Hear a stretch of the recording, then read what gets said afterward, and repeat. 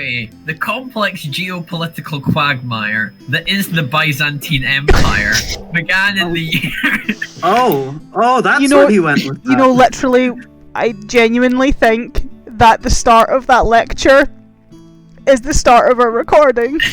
Oh, great. I intended that. I timed it perfectly. I hate how Paul, with his stupid shit, can time it perfectly, but it's always Ewan that doesn't matter what it is, always times it perfectly, but it's only when Paul does stupid shit does he time it perfectly. Yeah. It's called effortless comedic timing. If only you could have that in real life, not just in recordings. Yeah, this is the only place that I have effortless comedic timing. The camera makes him funny. The camera makes him funny. We'll see about that. Being on the internet, average white men become 50% funnier. Why so many of us are Twitch streamers? Oh. I used to be a cow. What the fuck? It's the Aston movie. Thank you, Paul. Right. Why is this always... To be fair, our rants are some of the best moments in these games outside of some of the RP, but you know. You know, if you do a best bits one, instead of just anything from the game, just clip the beginning of every game and that's the entire montage. I know. Ewan's weird shitpost compilations. Make that yourself. For now though, we are playing some D&D, as I welcome you all back to Twisted Fates, where we're now, at least in my own planning, officially in part 2 of the campaign. Oh. With me, still as your dungeon master, and my boys, still as our adventurers, thankfully. You know, it'd be a little disturbing if our dungeon master had changed. I don't know, I could just give up on you guys and leave and be like, so you're someone else's problem now. You all know my boys by now, so I'm not going to get them to wave. I'll throw them off their groove by not introducing them this session. Now I've thrown him off his rhythm. You just need to introduce Matthew first one of these times. I'll just do it. I won't even introduce myself first. I'll just introduce Matthew first, and I'll introduce me at the end, and I'll throw him completely off his groove. But for now, giving you a brief recap of what happened last time. Hilariously, not a lot happened last time. They were able to kill the blighted dragon that they found in the Darkwoods. They gave their reports to the Lord of Summerhost. They kind of pottered around town for a little while. Marcusar was able to find out a little bit more information about his dreams door and a little bit about the history of that. Eidolon opened up a little bit to Emmy. Can't really say much more than that. That will come later on. And Ran and Wolfric went to go and get some more sweeties, where Ran got hit on by the shop owner, and he didn't give me anything back. It was sad. I have 9 passive perception. Do you think I noticed? I just need to be more direct next time. What's your real life passive perception in that case, Matthew? Probably also 9. However, the party did eventually leave Summerhost, getting back on the road with provisions supplied to them by the lords, and now with quite a hefty weight of coin to their name as well, thanks to good old David Havenarrow. But we are joining the party back on the road, as for the first time in a long time, I get to shut up as we join our party, their first night on the road, where my boys can RP and do stuff without me telling them what to do. I mean, we could also just awkwardly sit in silence, but... You could, yeah, and if you do that, that's fine. It just makes this kind of session a bit awkward, because I was kind of hoping you guys would talk to one another. Now we're not doing it. Yeah, just because you said that, we'll choose to do anything interesting. But yeah, you guys camp. Always. Technically, your first night will be quite close to the woods of Halden, just because you're still on that part of the road, as you kind of obviously set up and have a little bit of time to yourself. We'll kind of do small jump cuts whenever, because there's some stuff I need to do with Ranaagash that will occur after the nightfall, but... Do you want to use those nat 20 on something, Ranaagash? You've got it. We'll see. For now, it's up to you boys. What would you guys do on the road? I spy with my little eye something beginning with what can I see him? We're actually doing this again. Give me a perception check, because you're kind of looking around camp. Let's go. Is it cheating to have a 19 passive? Yes. Yes. Eidolon's no longer allowed to play. Oh man. 17. 17. Creeper. You obviously have the woods of Halden. The night sky is quite dark. You can't really see much in that because of the light of the campfire. It's kind of blocking out a lot of the stars. However, through the brush, through some of the trees, very far off in the distance, so you can see its silhouette almost darting past, you can see a herd of deer. I spy my little eye. Something beginning with D. Dragon. Dragon. The bloody dwarf's not back, is he? No, Durholland, he'll be remaining with the green hand. I've left him in charge once again. And I believe we killed the last dragon in these parts. Myself and the blighted dragon. I think we got both of them. You were the small dragon, it was the slightly larger dragon, and then there's going to be a bigger dragon. Am I able to see the It's like deer? that tale about Yeah. the three Or do I bears. need to roll? You are I able don't to need see to the roll. deer. I'd point off in the woods in the direction Marcus or look to find the deer. Deer? I suppose I should have gone for something more difficult, but yes, it was a deer idol. Is there many deer where you're from? I would assume so. I haven't really peered out into the woods long enough to check, though. Certainly some stuff runs around in the Vonro. So you've got no idea. Ooh. Can I kick some of the cinders from the fire up at Wolfric? Yes, you can. Jeez. Oh, fuck. Stop. Why do you ask? Just curious. I'm not very familiar with the wider world outside of Halden and Summerhost, so just curious. No, there's not much in the not much in the woods there. Most of the elves hunt things to the brink of extinction there. So, not much left. Please know that I'm not like those elves. It's really No, weird that but- I can refer to myself as an elf now. Well, you are an elf after all. Yes, but it'll take some You know, getting the- used to. Pointy ears, longer legs, you know. You won't need to sleep as long anymore. That's new. That is. I guess I'm feeling revitalized. In fact, I don't know if you've tried it yet, but you don't need to sleep at all. Is this you volunteering me for watch? No, I'm still going to do it, but if you want to stay up with me, you've got that option now. I can keep you company. Wonderful. So, as I turn over to Wolfric, where are we going? You're the one who wants to head back to your home, so Well, we're gonna go to Westcross, and then once After.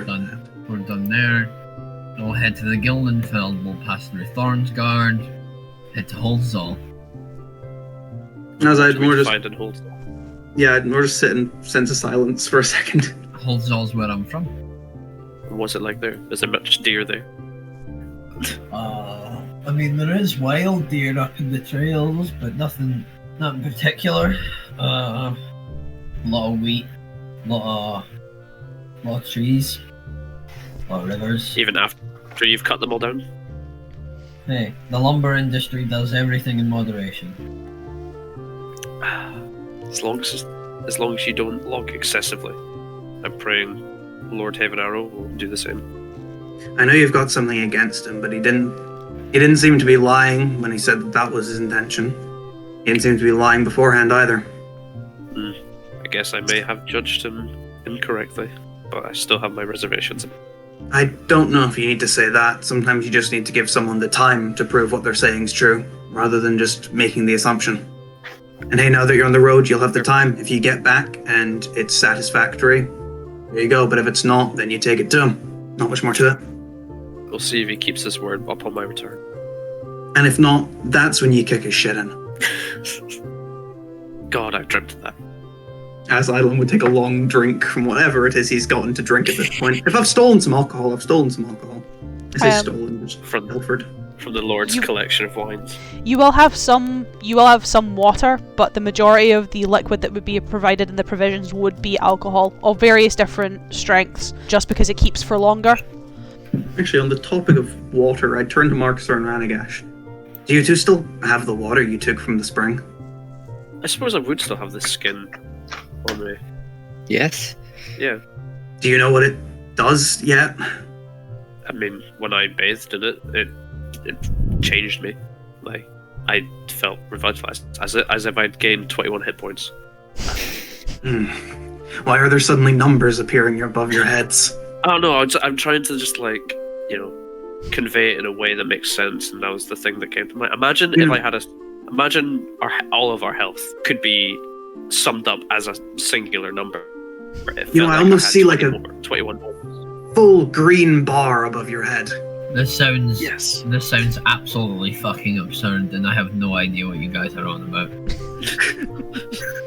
That fourth wall's looking awfully frail these days. We can tape it up during the autumn mist. Just some spit and duct tape, and it'll be good as new. You're welcome to try some of the water. Hold out the water skin to Eidolon. I would just shake my head. I don't think I would agree with him. Yeah, I'll pass. I'll take a little sip. Does anything happen, or is it just water? Just lost all of its properties. You gain 13 temporary hit points. Which will do absolutely nothing because you're about to sleep them off, but, you know. It tastes damn good. Yeah, it's like the crispest, like, tastiest water ever, you know? The strange thing, I guess, about it is this has been in your water skin now for about half a week. Yep. Usually at that point, water will start to take on the flavour of the leather, the flavour of the pouch. It usually gets a bit warm, tastes a little off, a little bit rancid. This still is cold, it's still fresh, it's still crisp. It doesn't have any lingering aftertaste. It's still as good as the day that you pulled it from the spring. Pure water. Tasty fuck all. Good old cloud juice. Yes. Cloud juice, it'll quench you. Oh. It's the Water's still quenchiest. good. It's the quench. This isn't cactus juice. There's no desert here. This is Not what yet. happens Sorry. when I give you guys agency. Are you heading home to... Will you be following leads on your dragon there? Aye, probably, and also it'd be nice to see the folks. It's more just... I appreciate that you want to get home, I respect that, but as I'd more just turn to Ranaagash, then turn back to Wolfric. There are things that we all need to handle whilst we're out here. I'm aware of pressing issues, do not worry. Alright, I just wanted to make sure.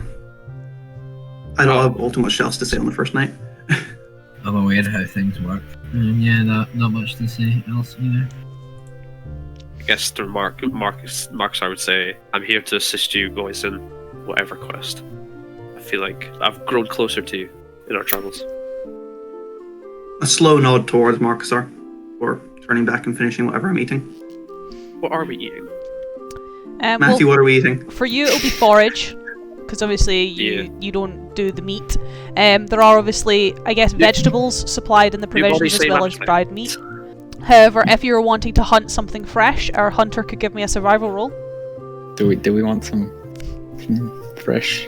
Some game. Joe, you've got a 19. Use the natural 20. Save Do the we nat wanna- 20, use the 19. Okay. He's about to sleep, you'll get rid of it. Yeah. May as well use the nat 20, see what we get. Okay. Like a bear or something.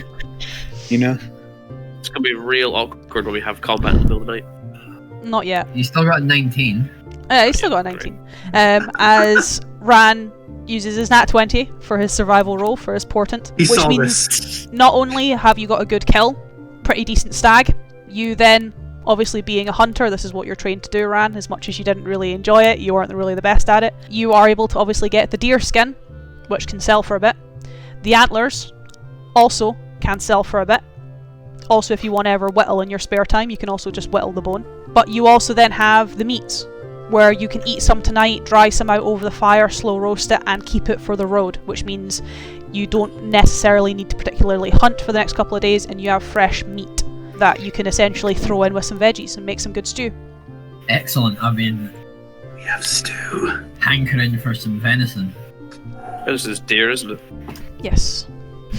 No, it's a joke, because I guess the ice bite. Sorry, paid Paul, off. I just I can't tell whether you're being serious or joking with shit like that. venison is expensive. Venison is deer, isn't it? Yes. Yeah. No, I just took it as you asking if venison was deer because I'm just used to. Ewan.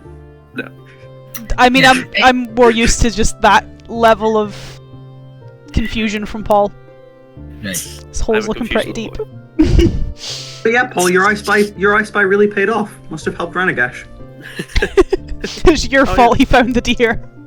If you hadn't spied them, he wouldn't have found them. However, coming into, I guess, the second morning and then going into the evening of your second camp, nothing... Does Marcusar stay up with me during the night? I don't know, does he? I keep my usual watches. I'll stay up. I'll try out this new not sleeping trick. Well, you still have to trance for 4 hours, but yeah, you don't have to sleep for as long. You essentially meditate for 4 hours and that's it. Yeah, I'll give that a try. I guess some point during the night I'll find a secluded area, meditate, try and get in touch with she.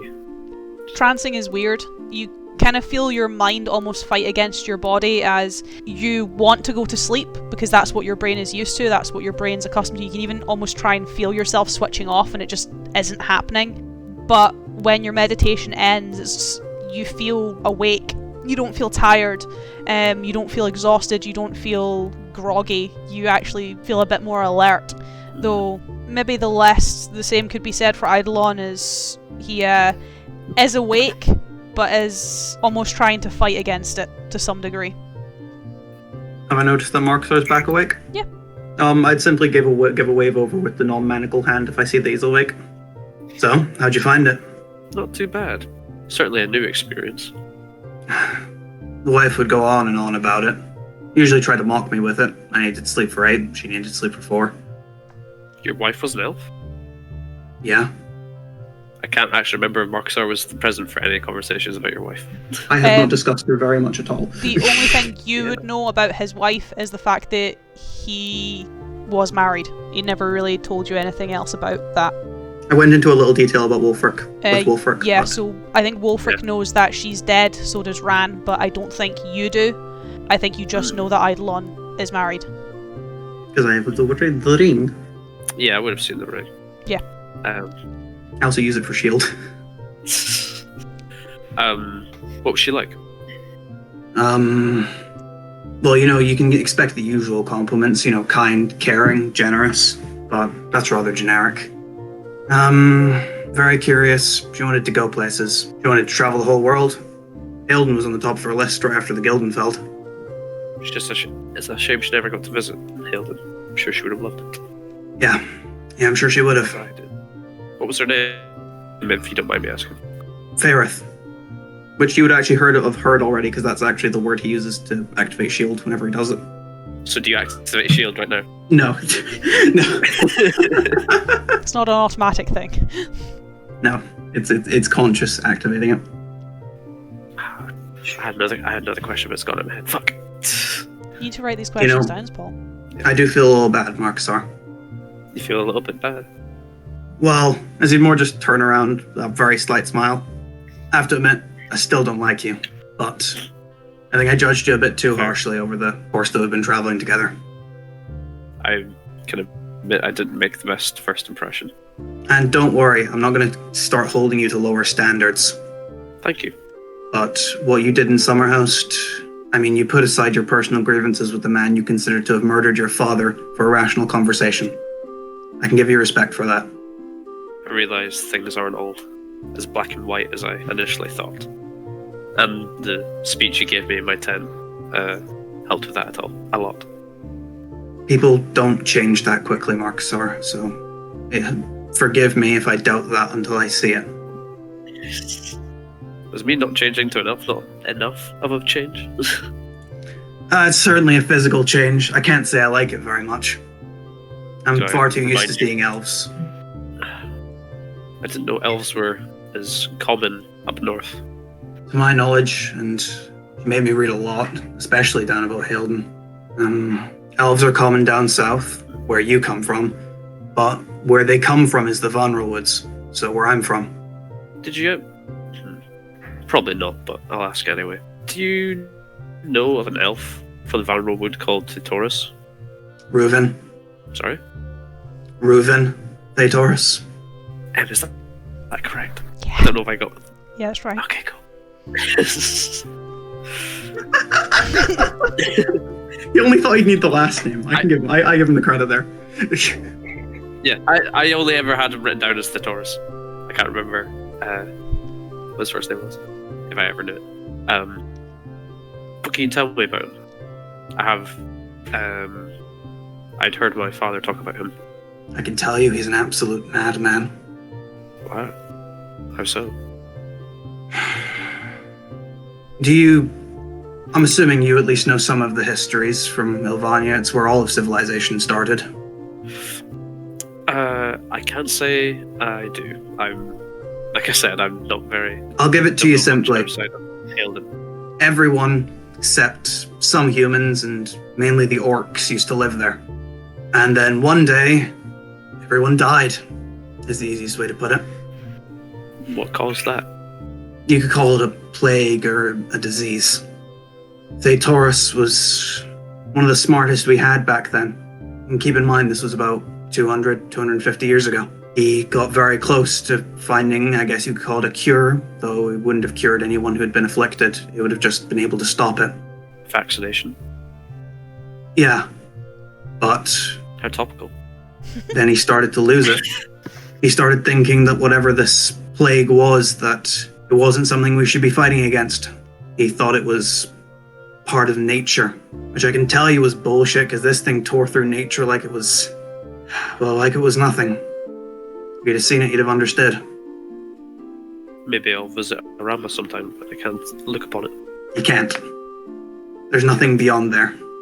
And we don't let people past. It's just wastelands at this point, but the uncertainty is... it's too much just to let anyone pass through. It's been closed off since then.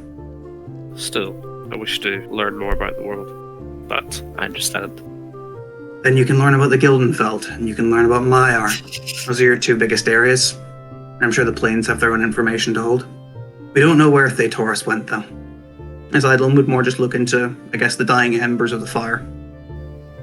I think I might have an idea where he went. As Eidolon would more just slowly look up at you. My father knew about him. Knew about him or knew him? I'm not sure. And as I'd more just make a gesture with the one hand I have free. There was some writings in my father's journal and in the journal of the Lord, but nothing concrete, just words, nothing really that important. I severely doubt that. I think he visited the Standing Stones at some point. Very interesting. I mean, if he's an elf. Elves are quite close with nature and the old faith. Certainly very interesting then. But like I said, nothing of interest. Yeah, I can see that. It's clear that he's being slightly sarcastic as he's saying those things. Is it still like nighttime, or are we like getting into morning or whatever? You'd be getting into dawn at this point. We've been talking for about 4 hours now. Well, yeah, I did my 4-hour meditation, and you were just doing your own thing for however long. Shall we rouse them and get on our way? Yeah, I suppose so. As I'd, Ranaagash, you'd have gotten used to it at this point, but I'd probably just pick up a rock and throw it at you. So that you can come and unlock him. Yeah. Fumble for it and just throw it back. Like, not even waking up to do it. I catch the key and get myself out. Luckily I can say that, because I have monk reaction. Well, that's very interesting information, Paul. Thank you very much. Dun, dun, dun. Likewise. Trading interesting information as we get into your second day of travel, where not much occurs, though this day is a little bit busier, I guess, as you're not too far from the roads that would lead to Tenon, and obviously people are travelling back and forth from the walled town, so it's a little bit busier on the roads. Coming into night, however, everything is, I guess, quiet again, as you're not too far from the River S when you set up camp, and going into tonight as you're pottering around, splitting your duties as usual, most likely not hunting tonight as there's not a lot of good hunting grounds. I do need Ranaagash, hi Matthew, to roll me some dice. Funny vision roll! Funny vision dice. 2d4, 1d6. 2d4, 1d6. This is one of the most exciting times. Dun, dun, dun. 2d4. Oh, 224. That's really I feel we satisfying, see- actually. I feel we see 2s a lot on this one. Yeah, you do. So it's 2, 2, 4. So there's something I want to talk to Ranaagash about, and it involves Mr. Blue over there. So it's 2, 4. I'm not blue anymore. Your hair is still blue? A little bit. Mr. Blue. D6.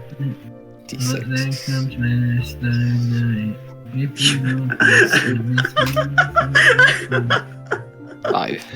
I just loved how you were trailing off into the distance with that one, Ewan. I was trying to sing it quietly. Number 1, not to distract. Number 2, so we don't get fucking copyright claims. Oh, actually, good point. Actually, really good point. Okay. Can I get a con save from you, Matthew? Uh-oh. You have a 19. You do have Yeah, a I was 19 gonna say, if you can I want a just 19. use the 19, 19 God. which would make it, what's my mod? +2. So 21, which is pretty good. You don't fall over, you don't startle yourself, though given what you see, that's pretty impressive for this vision. In the grand scheme of things. As you're not too sure, I guess, how it starts, kind of blurry, almost foggy, kind of that morning mist almost hazing over your eyes. Though when that clears, you're now growingly in quite a familiar setting, as you've now seen it twice before, one through your clairvoyance and another through a vision. Wooden palisades surround you and you're in the deforested section of Maiar. That's coincidental. Though, I guess this time, there's no pleasantries, there's no jovial conversation, the courtyard seems empty, there's bodies surrounding you, both alive and dead, and weapons are being pointed at you, though the faces of those who are pointing them at you are very much obscured. You are yourself, however, kind of coming in. These are your own eyes, you're in your own body with your own thoughts, with Eidolon, Markazar and Wolfric standing aside you. However, We're they here all too. seem to be readied with their weapons, they all seem to be on edge, and as you kind of gather your bearings, the vision is almost over in a sudden flash, as you see it briefly. The thing that shocks you, I guess, is Wolfric screaming, as a very familiar figure, one that you have seen before, raises a bloodied mace, probably just finished striking. He lifts it as you are pulled out of your vision from a pile of red hair.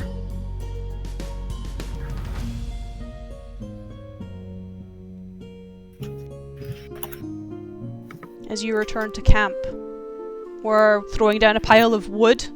Wolfric kind of stands by the fire with Eidolon just getting it started and Markazar coming back having found some leaves for this evening's tea. Oh yeah. Hey, you gonna just sit there, or, you know, you have to, as I'd more just gesture at Ranaagash. Help us Oh, get the fire going already. Sorry, zoned out, you know. I know, you know, do what I need to do. Do my You chores, alright there, whatever the Lottie? hell. Yeah, fine. I need an insight check to tell that's bullshit. I mean, you could roll deception and try.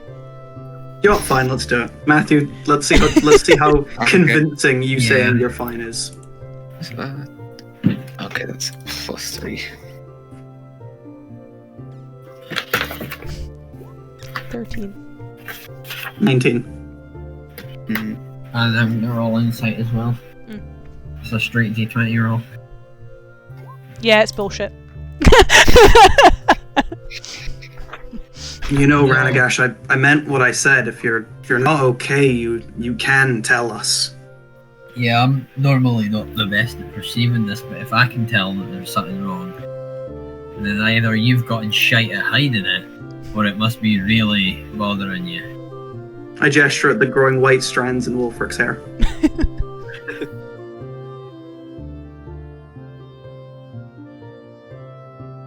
Yeah, so Ranaagash, you have the floor. He's thinking. Unfortunately. Unfortunate. It's Wait practice, until we get to Matthew. Maiar. It's practice. I know. For believes. We all believe in you. Yeah, but it doesn't help that it's a very not fun topic. Just. Trying to think, what visions have I told you guys about how bad do you think it is? I mean, you've told me about watching someone Yeah. beat my wife to death, so Yeah, that's you I can know draw- what's going on. But I like, can draw I some don't exactly comparisons. want to look Wolfric dead in the eyes and go, "I saw you die, my guy." You I know? think I've seen him been downed a few times, so I think we're used to it. Didn't it say sorry, A Megan, mess of didn't it red say hair. It's a mess of red hair. Mhm. So that's not So- him. Must be Dorholland. Oh, red hair as in ginger. I thought you meant As red in- hair as in like blood stained. No, as in like red hair, very strikingly Right, red okay, hair. That's less problematic. Which, if you want a I'm gonna have to if you amend want my a note. recollection to one of Rand's other visions, he has seen a very vibrant mess of red hair before. I think it was his first ever random vision. I have to look back. I was under the impression that the mace reduced Wolfric's head to chunky salsa. I remember what Rand's first vision was. Let me do some scrolling. I can see I can just hear the like vicious The scrolling. wheel. At least I think it was his first random Ah, vision. yeah. was. Oh, that's not better. That's worse. Actually, yeah, that is a lot worse. That's worse. Let me vicious scroll all the way back down. He needs to get back to where he's actually taking the notes now. Yeah. That doesn't make.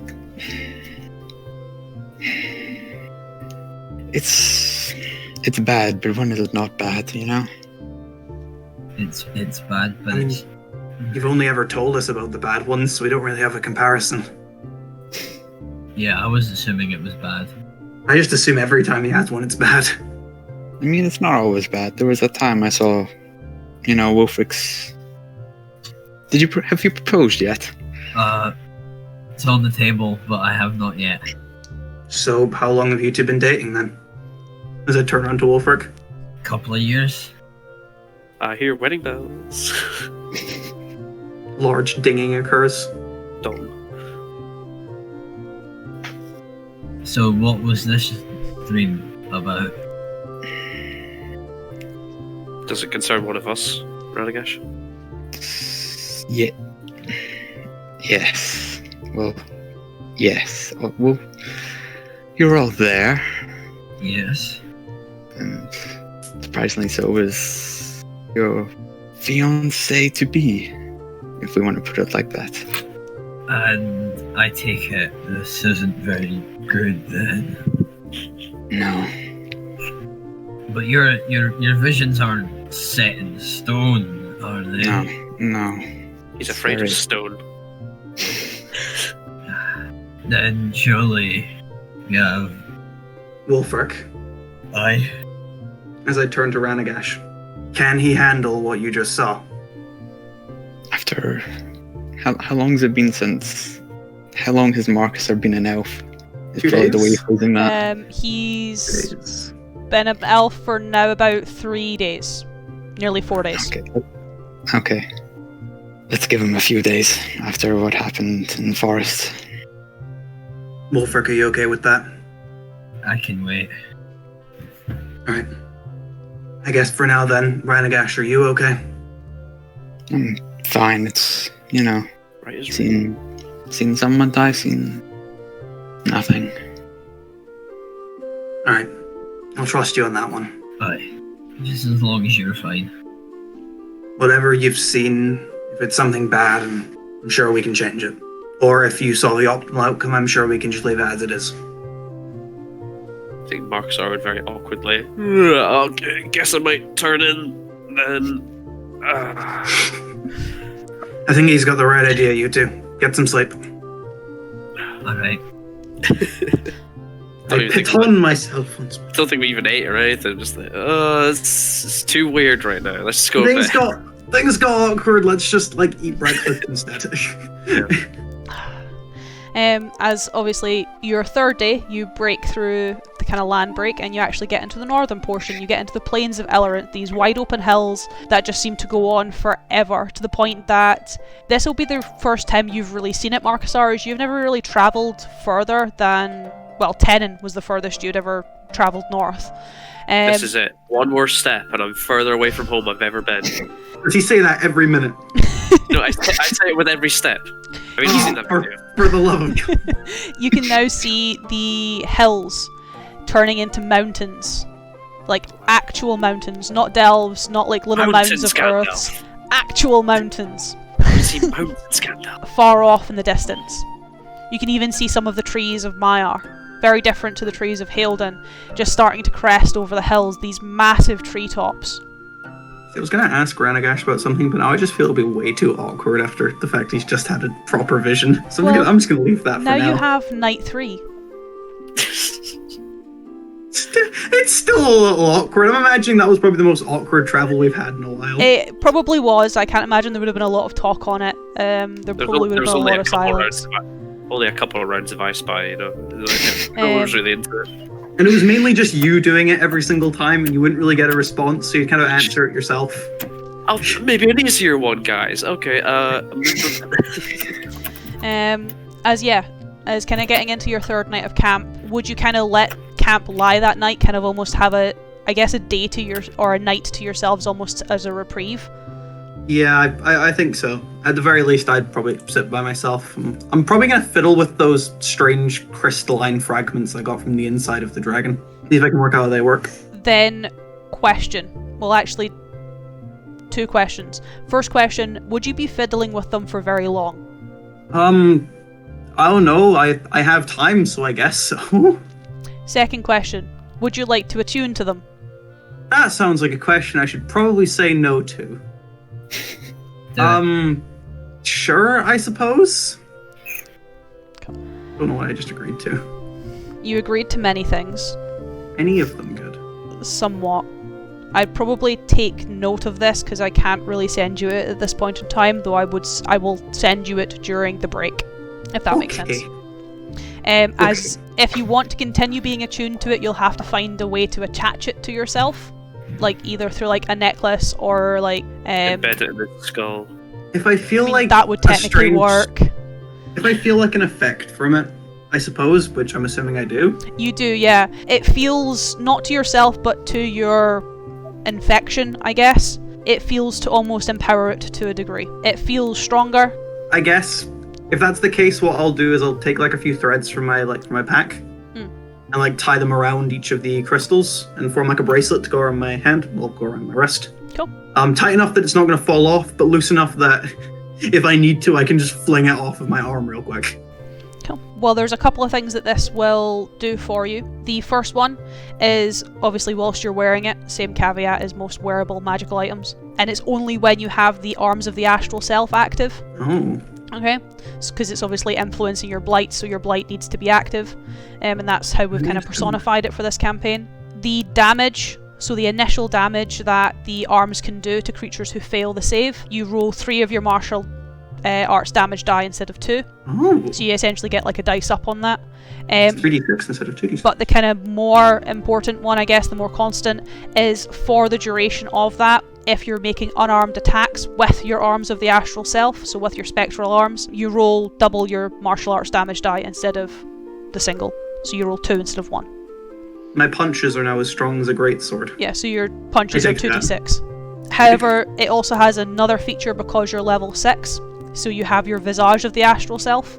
So if you activate the visage, you also get something that I have dubbed the Eyes of the Shade, which essentially allows you to be able to see through the effects of spells such as invisibility and greater invisibility. You'd essentially be like looking for an invisible creature as you would just a normal stealth creature. They don't have any advantage to their rolls, they're just another creature in your eyes. It does niche, but kind of nice. It does do some other stuff, but you're not high enough level for that yet, but you'll get to see that at the break. Is there a drawback? Yes. Okay. So it's a big however.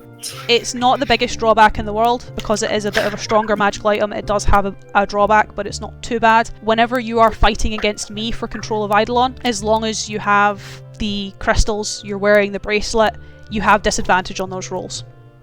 That's unpleasant. I don't get advantage or anything, so I still just have a straight roll, but you have disadvantage against me. As obviously by empowering the blight, you're empowering its influence, so it's easier for it to take over. Empowering you. Exactly. Okay, funky magical item. Like normal though, that doesn't occur for like if you just activate your arms of the astral self, because obviously I don't take control at that point. No, I dig. I guess it's a defect that's majorly plot relevant.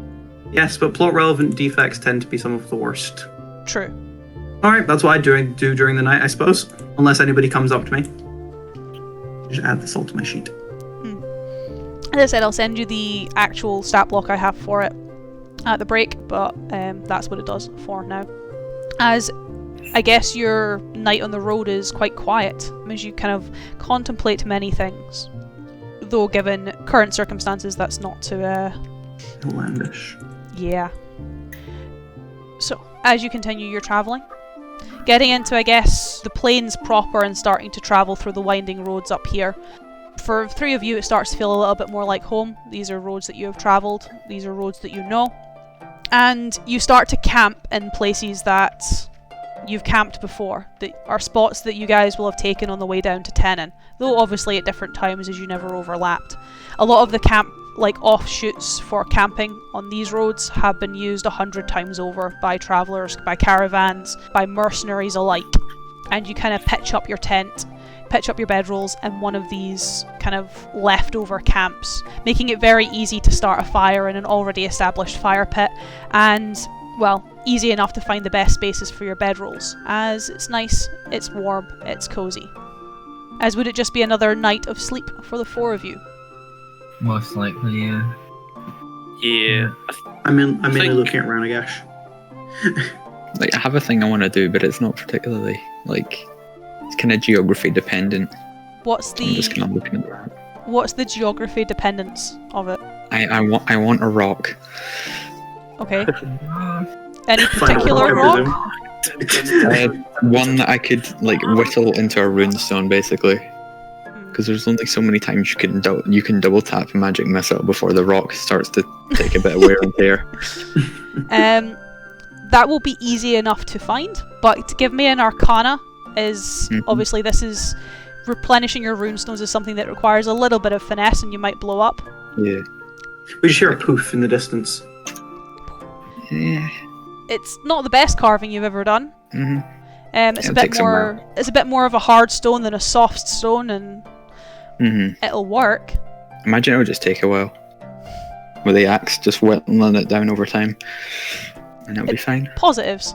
Doesn't blow up in your face. Very nice. But yeah, would you... Obviously Ran would be whittling the rock down. Would you do Mhm. anything with Ran, Craig? Just because you were thinking of doing it before the awkwardness of his vision kicked in. No, because he hasn't been over that vision yet with Wolfric, so I don't really want to... I don't want to put We're gonna anything wait. in precedence. I want to give that time the time it needs. But if Wolfric and Marcus are asleep at this time, I would walk on over to Ran before pittoning myself. You, sure you know what you're doing there? What? Yeah, I've done it before, a million times. Like, pat the bag where I've got the previous ones, you know? It's just you, well, I don't see much of the runes on the other stones, but you don't exactly look to be doing the same style of job, so wondering if you're trying something new. No, just standard replacement. You know, this one's getting a little broken down. I'm gonna need to return it to nature, you know, that kind of thing. Something to do with the she? Something, you know, not taking my chances, playing it safe, and also a break can probably explode if I keep using it for long enough. Eidolon just gives them steady eyebrows for taking a single step back from you. I guess I just wanted to ask you, Ran. I know you have your visions, but have you been getting them recently? And have they been getting worse?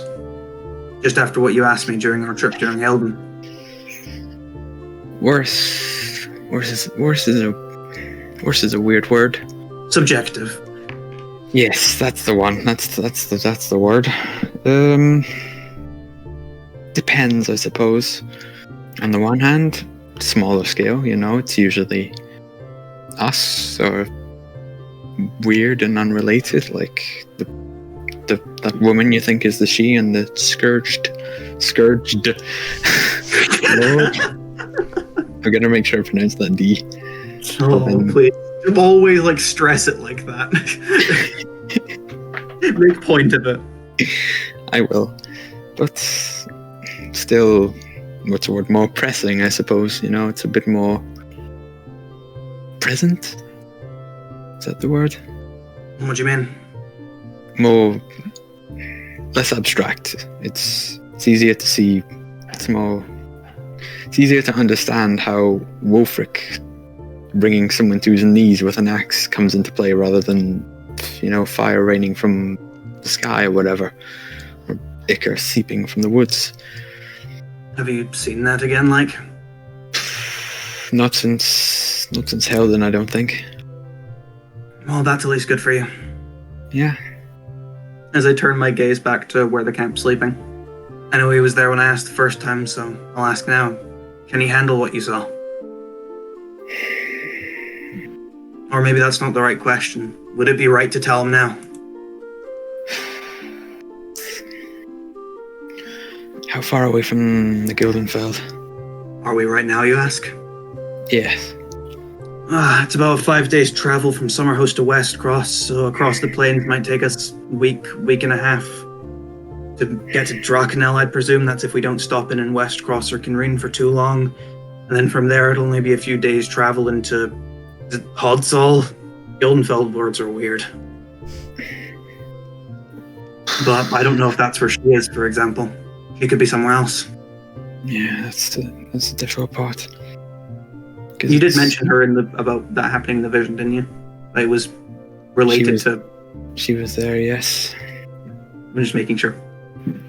I won't press for what happened. That's not something you want to say.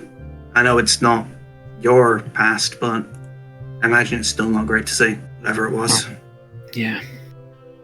It's hard with these things, because it's become hard to judge what's acceptable and what's not, because I've had these years I've lost my filter. I don't know how someone's going to handle that. I don't really know what to say, though. You've seen bad stuff from your own past. I don't know what else you've seen, but I know you've seen bad stuff from mine. It must just be a little strange seeing bad stuff from someone's future. Yeah. You kind of dodged it before, but do you think you should tell him?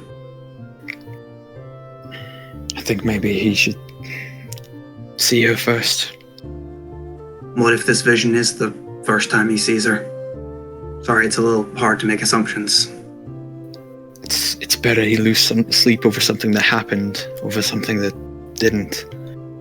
But if you tell him now, he might have a chance to do something about it if it does. Sorry, I know you probably don't need this right now.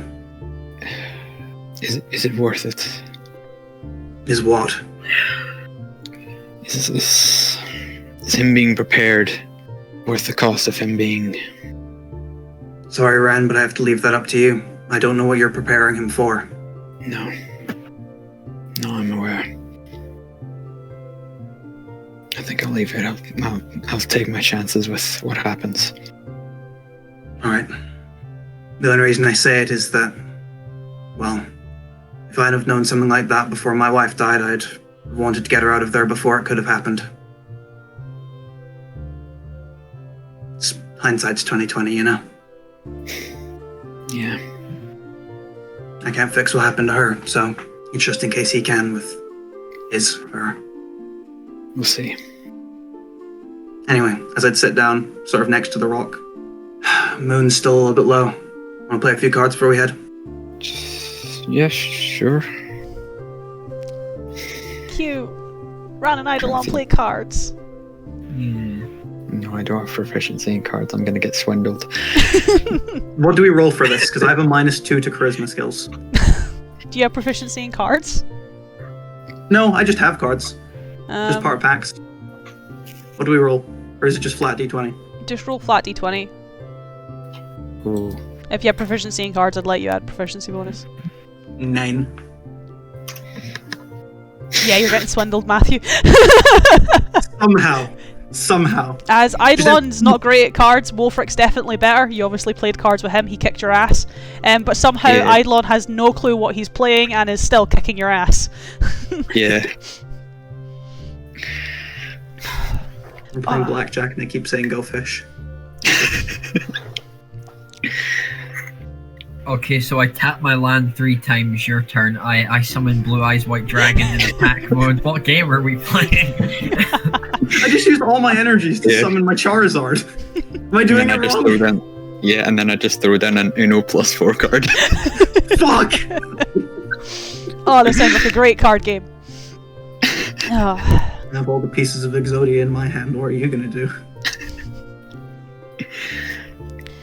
As Ranaagash, I actually need 2 sets of rolls from you this time. Same. It's just Vision Mania tonight. 2d4, 1d6. 2d4, 1d6. It's almost like you guys are getting closer to the problem. Or at least Ran's problem. Oh. Hey, 2 1s.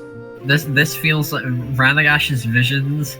Like, I imagine is just the headache. It just reminds me of that TikTok that's like people in Lovecraft stories when they see a funky-looking octopus and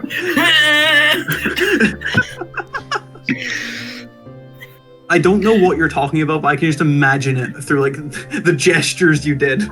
Yeah. Context. If you can find it, post it. I will. As I need 2 d6s from you, Ran.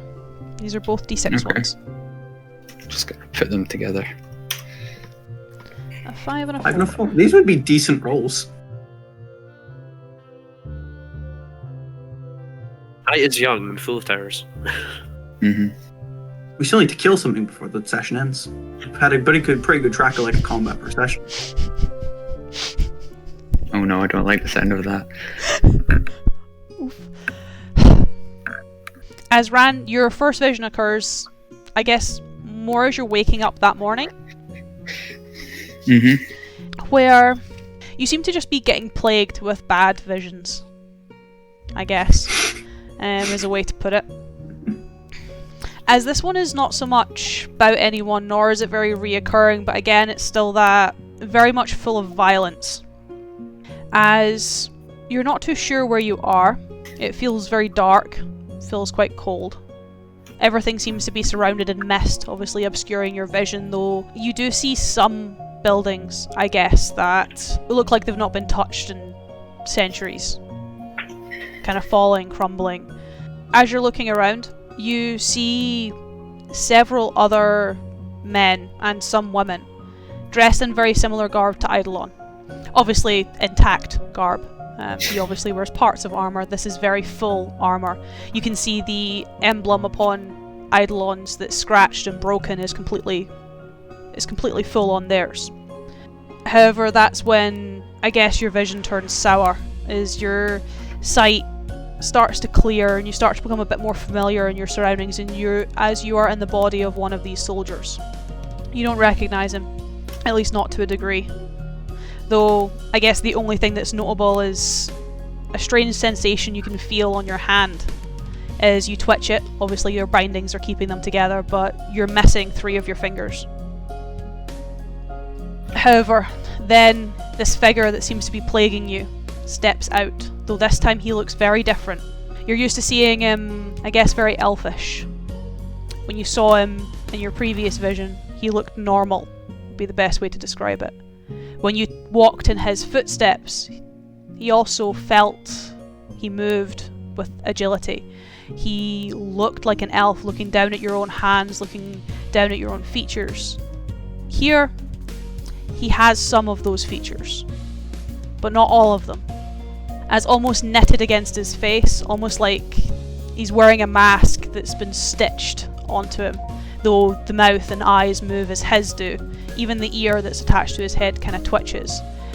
He seems to be an amalgamation of man and wolf, standing nearly 9 foot tall, very broad-shouldered, almost patchwork, wearing some leftover armour, but most of it is left, broken and shattered by protruding bones from his shoulders, from his arms, from oversized claws that seem to crack every time he moves one of his fingers. He is still wielding his mace, though that doesn't seem to be his primary objective, as he kind of walks with a smile. Some of the soldiers you can hear start begging for their lives. He doesn't respond. He is talking in this guttural deep speech to some of the other backing amalgamates, as he just walks slowly and calmly down the line, with a claw outstretched, letting the bone slice at their throats.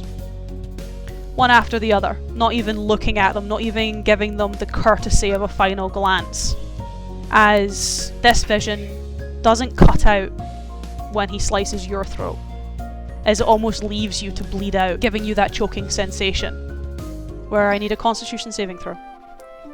Plus 2. And 20 plus 2. 13. 13? This one isn't as pleasant. You are, I guess, almost gagging as you start tacking up the horse. You can feel, as you come back into your own body, you can almost feel the blood start to well in your throat, almost as if it's trying to suffocate you.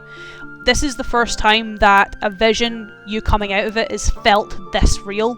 Almost to the point that you kind of stop buckling up the horse's saddle to almost touch your throat, take a grip of it to see if the mark is there, to see if your throat has been slit. It's not, thankfully, but the feeling has not left you. As thankfully, well, perhaps Eidolon noticed, but he's slowly coming used to seeing your reactions to certain visions. None of the other party members notice. Your second vision occurs getting into that night, as you're coming off of your horse. They seem to be almost plaguing you at this point, one after the other. However, this one is something you've seen before, if not a little earlier, where you're not too sure who you're seeing the eyes of. It's someone who's hiding, that's for sure, as your vision is partially obstructed by crates and broken wall. But you're back on the first rampart. That place where you saw the frightened civilians and the amalgamates, where you saw Eidolon die. But you're nowhere near him this time. You're not in the body of that person that killed him. You can actually see that person, Eidolon bending a knee before being grabbed by several of the amalgamate creatures, and then that person being talked to by the only familiarity you have as a werewolf, though he's a lot taller and a lot more familiar now, having seen the half amalgamate from your previous vision, as he seems to be circling this elf, talking to him. You can't hear what he's saying. You can feel your heart racing though, perhaps that's what's blocking your ears. The panic trying to get you to run, but you know if you run, you'll be killed. So you stay and watch as the mace is handed over and the elf walks over to the woman. You get to watch her be beat again, though this time from a different perspective. And then you watch as he walks over to Eidolon and beats him. First time, second time, third time. Almost out of anger at this point, as you don't see there's much left of Eidolon after this gentleman is finished with him. To the point that I need a Constitution saving throw with disadvantage. Boy. This is the chunky salsa you were wondering about. Okay. 1 plus 2. Oh. As the character turns round, almost tries to contain the contents of his stomach, the vision cuts out and you find yourself vomiting. Your horse doesn't seem very pleased, as it almost kicks up a fuss. This is more getting into the evening as you're coming off for your 5th night on the road, where you're all hopped down, you've started to untack the horses and tie them up, and Ranaagash's horse just seems to almost buck up. When he's at braze, it is not very happy, as Ranaagash almost has to hold on to it for support as he throws up. Oh, that's unpleasant. I'd go over, probably leave Wolfric and Marksar to talk to Ranaagash for now, and more just take the horse, not take the horse by the neck, but just put a hand on the horse's neck, just try to calm it down a bit. In another game I'm in right now, I'm a Kenku, so I can just make soothing horse noises to calm horses down, but I can't do that this time. You can try. You can give me an animal handling just to see how well you do it. It's yeah, not too that. riled not up, it's more noises. startled. That's only a 7. It doesn't seem to like you very much, but at the same time you do kind of move out of the way, which it seems quite thankful for. Just get it away from the vomiting. Do Wolfric and Marksar actually say anything to Ranaagash, or Are you alright, lad? These visions will be getting heavier on you. Are you sure you're okay? As fine as I can be. Would you like some water for my skin? That would help. Yes, and I'll take it and It's the magic. It's the magic water. yeah, properly Magic swig it back. It feels good. Your headache is almost gone. That nauseous feeling you were having is quelled to some degree, though the memory of it still lingers. But in terms of physical health, you are restored. It's just the mental that is now, I guess, plaguing you. Listen, Ran, I didn't want to say anything this morning, but it's clear that this happened when we were getting ready as well. They've been happening every day, and that's new. Unaware. Idle would more just make a hopeless gesture towards you. Just, do you know why? Can you do anything about it? No, not particularly, no, but must mean we're getting close to something. Idle would more just sigh and just start getting ready to put his stuff away. There's only so much we can do to help you, Ran. Yeah. Unaware. Perhaps disappointingly for you, we're not a band of half-full orcs who won't be able to tell you from anybody else. We can help, you just kind of need to let us. As Eidolon would turn around and start setting up. Sorry, Ian. Yeah, we're here for you. We haven't been travelling with you for nothing. I appreciate that. What's the Dragonborn doing right now? What are you doing, Marcusar? You're not a Dragonborn anymore. I'm still getting used to that. I don't know. I think Marcusar is just kind of hanging back, letting things unfold. I think he's caused enough shit. He's kind of like, okay, maybe I'll leave these guys to do their own thing, and a more hands-off approach. He's fed up getting involved and it backfiring in his face. Yeah, that's kind of it. I'm sure the man at the roadside who got thunderwaved would have appreciated that approach. Never did we get his name? No. We did, but we forgot it. He's not important. Oh dear God. It's important to his mother. He's important to his mother, he's not important to the plot. Yeah. Do you remember the name of every single dead human in Lord of the Rings? I've never watched Lord of the Rings. Also, you don't get to know all their names. I know Sean Ranaagash. Bean, and then like... Are you and Wolfric doing anything additional tonight? Probably just scratching out some writing. Are you writing a letter, like? Kinda. Wolfric also just journals. Like, you guys have seen him write quite a lot in terms of just his own thoughts and like what's been going on, what his plans are. Like, he's Have kind you of... asked about that yet? I don't think any of you have asked about it, but it's something that you have seen him, or at least Ewan's pointed out that Wolfric would be doing in his downtime, was just writing in his journal. Unless anybody does anything else, then I'd be happy to ask Wolfric about that. We have the time. And potentially just to give Matthew maybe a chance to think, as I see him thinking. As if we're just around the fire, if Wolfric does start writing, I'll just turn around to him and just say, what are you actually doing? Well, I'm taking just general notes on things that happen, anything particularly interesting throughout the day.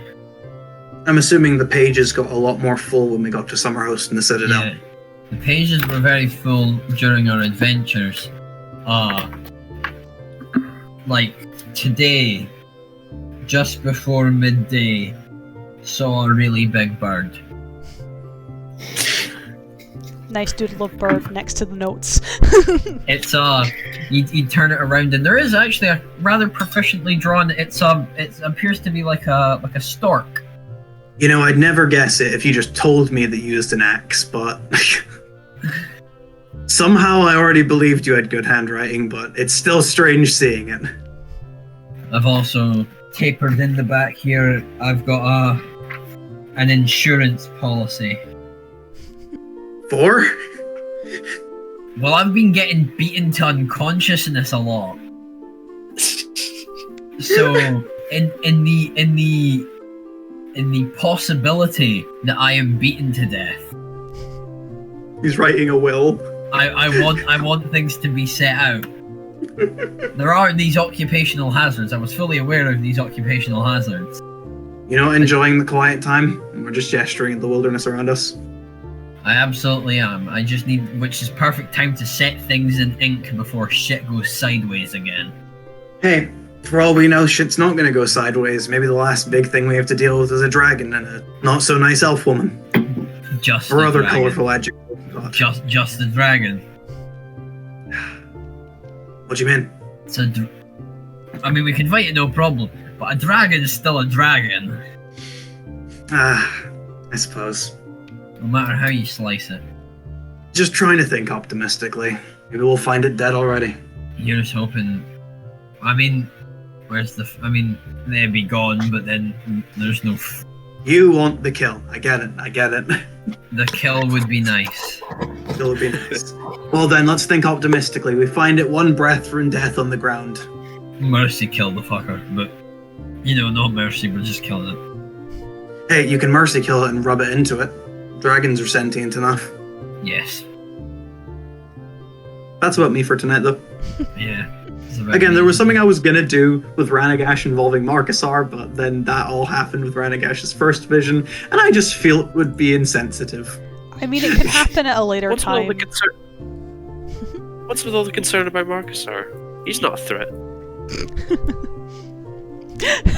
How many times do I have to press X? I love those expressions.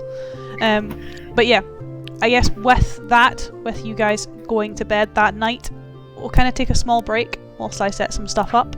I also need to get some more juice. But we will be back very shortly, where Matthew will have hopefully collated his thoughts. He looks a little bit more together. I want him to ruin Wolfric's day. That would be mean. But I guess we'll see Are you if that. sure you're not the villain? We'll see if that occurs when we come back from break. I'm mad of God.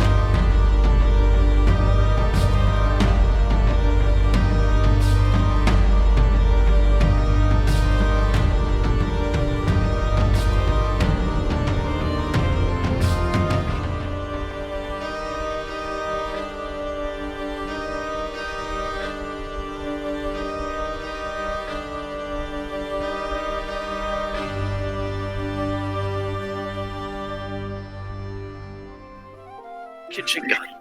As ready as we will be. So I'm kind of spread the disappointed that I kitchen flipped the screen just after Paul stopped singing. I was trying to get it in like really quick to get him singing, but it's... I missed it. I'm just gonna have it in the background for the entire rest of the session.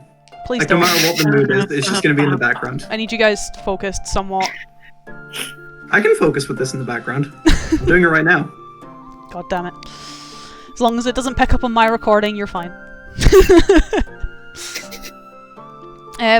As getting into another day of travel, though this time you are closer to Westcross, this day is a little bit more interesting than the rest. As you guys are up pretty early, you hit the road, end up travelling pretty late into the afternoon, where as the road starts to clear, you kind of have it to yourselves for perhaps maybe 2-3 hours. You come across a site. Looks almost like someone was starting to set up for camp. Kind of getting into that time of day. Not too long before you guys would probably have been starting to think for camp as well. However, this looks more like a merchant's carriage, so they're probably setting up a little bit earlier than you guys because they don't have the luxury of just hopping into some delves and setting up a campfire. The reason I say it kind of looks like a camp is because it's a bit upturned.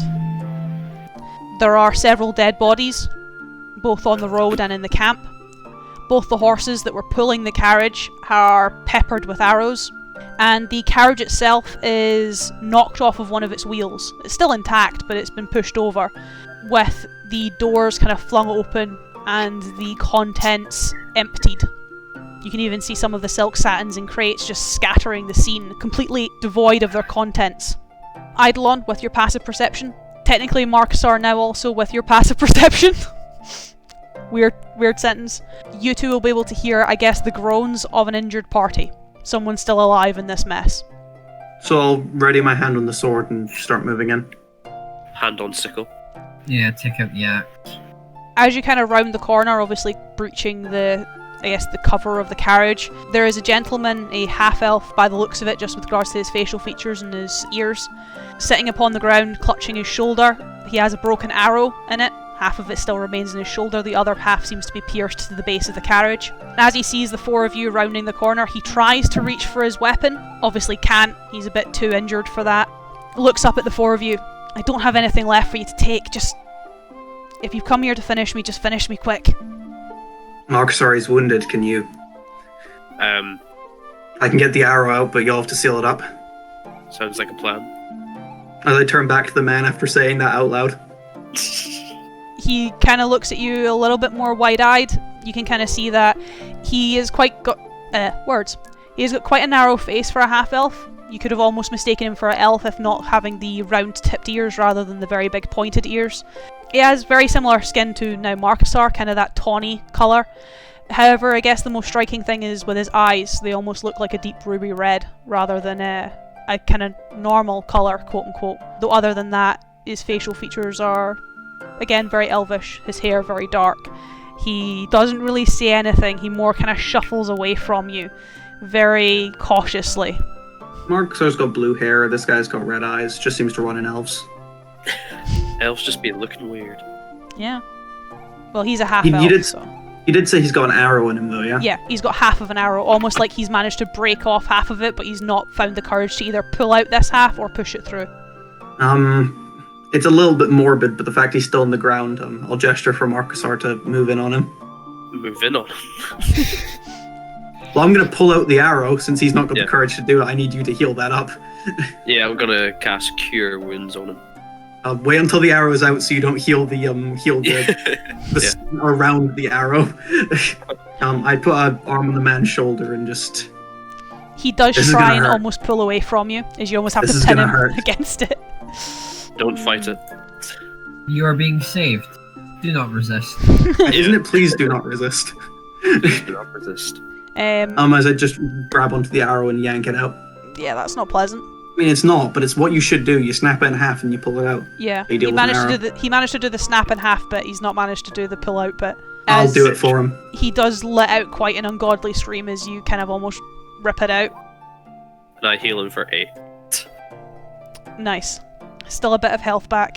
He does seem to look at the four of you with some confusion, though it seems to almost turn to a sense of recollection. You're not them. I'm here to help. I'm sorry. Thank you. Mind we ask who's them? My companions and I, we were attacked. Some highwaymen. They killed the horses, killed my guard, killed my friends, stole our goods. I was shot. I assume they thought I was dead. I fell unconscious for some time. When I woke up, yeah, this is what I woke up to. Do you know how many of them there were? It was a group of 3 that attacked, though there was at least one more. The one who shot me, I didn't see them. The arrows came almost from nowhere. Do you know where they went? Back into the hills, I think. Back onto the plains. I didn't see. I'll turn back to the group. For all wanting to do this, it should be pretty easy to track them. I was about to say, if you and Marcus are start investigating, we'll cover our flank, and then we can, once you've found a route, we can start advancing down further. We hitch the horses here, and if it looks like it's going to be too overgrown, if not, we just ride them down. Good plan. Sounds good. How far off are we from Westcross, by the way? It doesn't look like we're too far off on the map. About a day's travel. I drew a rough estimation of. Oh, thank where you, we might Paul. be. I'd say a day's travel. It's more like, because you're getting into that like late afternoon, evening, you would camp for tonight, and then by like tomorrow morning-ish, tomorrow afternoon, you would get to Westcross. I'd mainly turn to Wolfric when I say this, mainly because I also know that he's partially a military man. We're close to Westcross. When we get them, let's say we bring them in, get them arrested. We've got horses, we can hitch them to them if we get them. Mainly directing that at you, Ewan. That works. We've got the horses for it, my men thought. We apprehend them if we can. Of course, if the things are man can be looking... avoided. If we can talk them down, we talk them down. If we can talk them down, we talk them down. If not, we knock them out and get them arrested. And Yes. if any of us are taking 2 heavy casualties, we kill them then. If one of us is knocked unconscious, we kill him. If one of us is knocked unconscious and they're not Neil Marcusar, we kill him. As I turn to Marcusar with that one. Sounds fine to me. Alright, as I turn to the men, what's your name? Azimir Feralis. Stick with the half-orc and the larger one. Come on, Marcusar. You don't have Let's to go. do this. It's only You're right. right, we want to. Could I go outside and look for tracks? I would like to assist with that if possible. Well, one of you has advantage depending on who has the higher wisdom. Me? I think so. I would assume so. He is the druid, and he did increase it last level. I did. I have high dex and wisdom, but my dex is just 16. Well, wisdom's just 16. Plus 4. Not that great. Some bad rolls. I mean, it's all time to have bad rolls. We're not in combat. There are a lot of tracks. It's a little bit of a mess. There are quite a few deep tracks. You can get the rough estimate to the direction they headed off in, though once they start hitting hard ground, hard soil, and their footprints aren't embedded in the ground, that's when your expertise disappears, and you don't really know where they've gone. Marcusar, if you maybe stay here, I'll keep to the lower areas and try get a gauge. Have a quick sprint around, see if I can pick up any tracks, or if they've got a campfire going, I might try look for that in the sky. Okay. Of course, stay here, and if you find anything new, I don't have to do this. As I'd sprint a little bit further away from Marcusar. Give me a survival, just ride along, Okie and you're dokie. tracking them. That's a nat 20. So a 23. Their camp is a little bit further out. Enough that you probably could get there with the horses, though these guys are, I guess the best way to describe them is professionals. They've camped in an area where there's not a lot of hills. It's quite flat ground. There's not a lot of long grass. There are a few opportunities that you can see that you could probably use to get a surprise on them, but it would be quite difficult as they've positioned themselves in a way that they can see who's coming. There is a collection of trees towards the back of their camp where you can see one of them standing. You can't really see what he's doing, though he's kind of just leaning against one of the trees. There are 3 others in the camp, one who seems to be setting up a campfire, and 2 seemingly sorting through several of the stolen goods, as you can see them from quite a distance, but with your passive, you are Mr. Eagle Eyes over here, so... I'm assuming Mark's a little bit far back now. Yes. He's not too far. He's probably only maybe 5-10 minutes away from where you are, but you are very fast. Yeah, I'll make my way back from the camp. Right, I'll be heading along. When we get there, what'll be the plan? We attempt to talk them down. We start a dialogue. Then let's say maybe you, Ran, and Markstar, if you want, you can head into. I'll stay from the back just in case things turn sour. Alright. Though do remember, Wolfric, I appreciate this idea, but they are bandits. They shot up a caravan and stole goods. Yes, but we might be able to talk them down. You never know. Well, let's get going. What are we doing with the... As I gesture my head back to the priorly injured man. He kind of hoists himself up from the carriage. I will be alright. I am a fighter, but not in this condition. And it's only swordplay. If you don't mind, will wait here. I will look after your horses. Oh, don't let them get eaten by wolves. He kind of gives you a smile and a nod. As I turn to lead the rest of the group toward from the camp. Right. Markstar, are you staying back with me or are you going in with them? I'll go up with them. Cool. I'll lead them to essentially where the forest is, essentially send them in, and then not go to the same area they're going in, circle around a little bit, and get a little viewpoint. Cool. As you're doing so, can I get a stealth? I can certainly try. May have wanted the nat 20 here instead, but that's a 9. Is mine with disadvantage or just... You're not making you guys aren't stealth, trying to be stealthy, you guys are just heading into the camp, I thought. Eidolon's kind of more taking the back road and sneaking around. Alright. As, I guess, for Ranaagash, Wolfric, and Markasar, when you guys come into this camp, it is clear that they've been camped here for quite some time. A few of the trees have been chopped down to make benches and just to keep their fire lit. They don't have any horses, but the shipment that they, I guess, stole is slowly being dismantled in ways that makes it easier for them to carry. You can currently see 4 members of the camp who, I guess, turn to face you with more caution in their eye than anything else as the 3 of you approach. There appears to be an older gentleman wearing quite heavy armour, almost looks military issued, though it's seen better days. There is a half-orc, though is wearing a mixture of garb that appears to be from the Citadel, but also, I guess, a little bit more familiar to yourself, Ran, with regards to garbs worn in Cymrine. There is a wood elf, a kind of younger woman by the looks of things, though that's not to say she doesn't look out of place. She doesn't have the slender form of an elf. She's instead incredibly muscular, very hefty, the way to put it, who, upon seeing you, her first reaction is to grab hold of a spear in more of a defensive stance. And kind of stepping a few steps away from one of the far trees is quite a scrawny looking human man. Very done up in terms of his garb, very elaborate colours, lots of sashes, lots of, like, I guess, bells and whistles attached to him. Just looking that kind of more fancy traveller rather than standard leathers. As the older gentleman kind of takes a step forward, kind of sets his hand out towards the female elf, kind of gives her a wave, almost pats to kind of calm her down. It's alright, Nelsine, calm. What can I do for you, gentlemen? We are to understand that you took some things from a cart nearby, correct? He kind of looks amongst his party, looks amongst his group. That would be right, aye. What's it to you? I mean, we'll be needing that back. Yeah, that's not happening. Is it now? No, you see the funny little misnomer is that you think that you have a choice. I assumed when you walked into my camp and asked me that question, I didn't have a choice, but you still have to take it. Right. Well, you're not going to put up a fight, all right?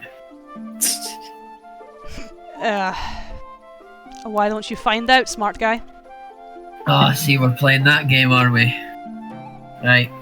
I'm going to take out the axe. Go on, big man.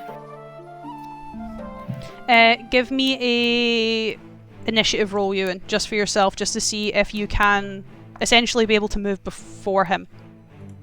3. Yeah, he's going first. I think with that type of roll, Ewan is completely okay with that. Yeah. So that's fine, that's fine. So a 19 and a 22. Both hit. I need one. Well, this is going to be fun. 1, 2. So, 4, so 12, 11, 23 damage. Jesus Christ. A good start. As you hold up your axe, you hold it out, obviously attempting to dodge this old man. He looks pretty aged, he assumedly looks quite slow. Yeah, then you find out quite quickly that this military armour, he likely didn't steal it, that's probably his. As he dodges quite deftly out the way of your axe, away of your axe blade, away of your, I guess, shoves and punches, completely destroys your stance with a first blow, and slices you through the back with another blow. As I need the 4 of you to roll me initiative. Swell. Oh boy, this is going to Does be that fun. not count as my initiative, or is that... No, that's just to see if you could block him. Like, if you would be able to actually, essentially go first as he was running towards you. Wow, we're not rolling good. Maybe Ewan should have his old initiative. This is why I actually need to check numbers. So. I now have an initiative. You on do, fire. yeah. Which is quite nice. So... That's not so nice. Guys, How did I why roll are the you- highest? Why are you And I got a 10. fucking shit? Alright. Because we don't have decks. I rolled better when I didn't have decks. You did, actually, yeah. So that's him. Then red is her. Yellow is her, which is 15. Why do I have a feeling we're in danger? Chuckles in danger. Green is him, which is a 14. Then it's Craig. Then I'm pretty sure he also has, yeah, then it's him. Because he has a dex mod, which puts that at a 9. Then it's Paul. I'll go Wolfric, then Ran. I'll put Ran at the bottom. Oh dear God. Well, they're certainly getting the jump on us. Yeah, they are. Very much so, in fact. I have a feeling with a stealth roll like mine, I'm about to get shot. Yeah, you are, actually. And not in the most pleasant way possible. T plus 7 would be 25 to hit you, Craig. Yeah, that hits. This wouldn't happen to be a ranged weapon attack, would it? It would be, actually. What? He gets to do the funny monk thing. We'll see the damage first and see if I can actually reduce it decently. What I want from you is a perception check first. Because if you can't see this coming, I'm not letting you deflect missiles it. That's a nat 20, so a 29. You can deflect missiles it. The damage itself would be 23. Well, I'm lowering that. I can't lower it fully, but I can lower it somewhat. As I will catch the arrow. It's just it still hits me. So, tell me how much damage it is when it's been lowered by 11. 12. As from one of the trees, actually from inside one of the trees, not too far away from the, I guess, the more scrawny gentleman, an arrow is shot from the tree. But essentially just like, it's keeping my eye on the confrontation that's going on. It would just be seeing us at the corner, reaching up, try and grab it, but misjudge the speed and essentially let it just cut through his hand. But still catching it. As you hear a small voice coming from the tree, just kind of, I guess, identifying to the others. There's another one over here. They thought they were smart. As the older gentleman kind of stands up, brushes himself off. You know, this still doesn't have to end in bloodshed. You gentlemen can just walk out of camp right now. Yeah, but then we'd be letting you get away with it. I was hopefully wanting to spare you more embarrassment, but if that's what you want. As one of those will miss you, Ewan, but the other one will hit on a 22. Yep.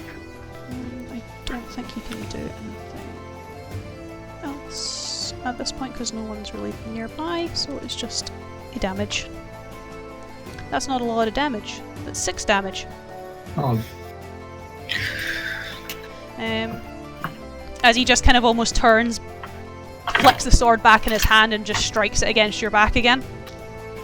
This one is not so nice though. So that's an 8. Oh, Jesus. So that would be a 21 to hit you, Ranaagash. Yeah. And then a 16 to hit you, Marcusar. Oh, that's not good. This is gonna be fucking fun. As the rather buff elf woman grabs a hold of a couple of spears and more launches them at you in an attempt to, I guess, take you guys down quickly so that Wulfric doesn't have as much help. Oh no. 8, 5. So Ranaagash, you take 9 damage as you're impaled by a spear.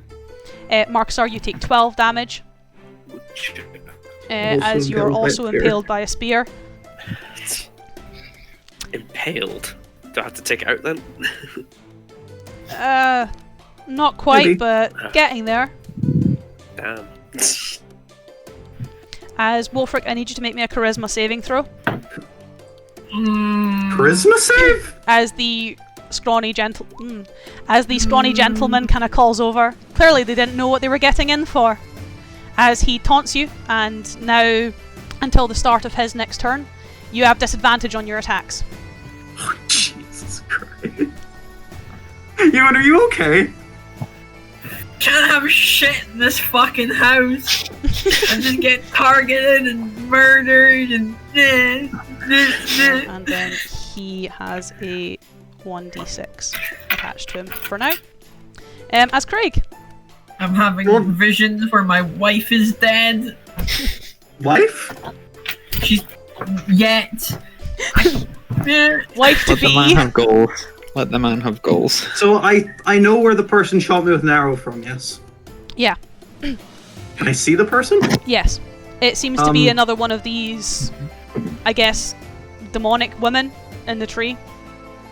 Are they native to the trees? No, but it's just a tiefling in a tree. Is she actually in the tree? Yes. There's actually a blanket kind of tiefling in the tree. There's kind of a blanket thrown over the tree. She was likely sitting up there before you guys came into the camp. I'd more just look up there, kind of just size up the setup. Yeah, it certainly would look like you're the smart one in this situation. Can you not run up vertical surfaces? Sadly, not until 9th level. I'm really sad about that, because that's what I was thinking myself, Ewan, but... In terms of who's nearby to you, Craig, there's 2 of them. There's obviously the tiefling in the tree, but there's also the scrawny gentleman who was taunting Wulfric. Though I could just go up and stab her too. Yeah. However, I'm close enough to either if I wanted to. Mm-hmm. It looked like they were probably in conversation before you guys came into camp. With a key point, I can triple my high jump distance. Could I do that as a bonus action and jump up to where she is without having to make a check? Because my high jump would then be pretty fucking high. Is it a bonus action to do that? Yeah. Then yes. Cool. I'm assuming there's yes, she's sitting on one of the parts of the tree. However, I'm assuming there's a bit pretty close to that I could also land on. Yeah. Essentially, I'd run through. Chunky cheat? I'd run through, probably at least dodging at least one arrow just for the aesthetical detail before disappearing behind the same tree she's on. Spending the key point, jumping up behind her. Yep. And then landing on the stick behind it and then taking out the sword. As just trying to catch her off guard more with the fact that I've just appeared on the tree behind her. I'm going to try and make an attack. Does a 12 hit? No. So no. Fuck it. I'll burn 2 key points and make that a 16. That will hit. Fantastic. Yeah, more just taking both hands on the sword, appearing almost behind her, letting my hand trail across the blade, just taking it and slashing it across her back. That will be 20 points of damage. That's a lot of damage. As then, should I do the shove and push her off the tree? Her balance is Trying to already knock her prone. shunted, so if you were to try and shove her, she would fall. Do I even need to use the action to shove her? Give me Should I just use my movement? give me a strength. I'll do a contest with athletics if you want. This isn't my action though, is it? No. Or is it? That's a 10, so pretty low, but still a chance. Yeah, she's off the tree. Oh shit. Has she dropped her bow or nah? No, that's fallen down with her. If she's fallen down the tree, So then big. it would be more just take the hand, swing down, drop off the tree, and then just take the sword and just try stab it into not her back, but into her shoulder, so that she'll be less likely to be able to use the bow as well. Yep. I'm assuming she's prone. Yes. 3d20, KH1, 7. Does a 18 hit? Yes. Would do. She takes. Also, just for note, this is all non-lethal. I'm trying to knock them out. Yeah, well, you can't stab into someone's shoulder non-lethally, Craig, but I know what you mean. If this does end up knocking her out, I'll do something else. That's 12 points of damage. It does not knock her out, but I know what you mean. Is she looking too grey after that? No. She very much screams out as, that pretty fucking hurts. As I'll call down to the rest of them, just with the rest of what I can say. Don't have to worry about an archer. That's good to hear. As I have my reaction back now, because it's been my turn.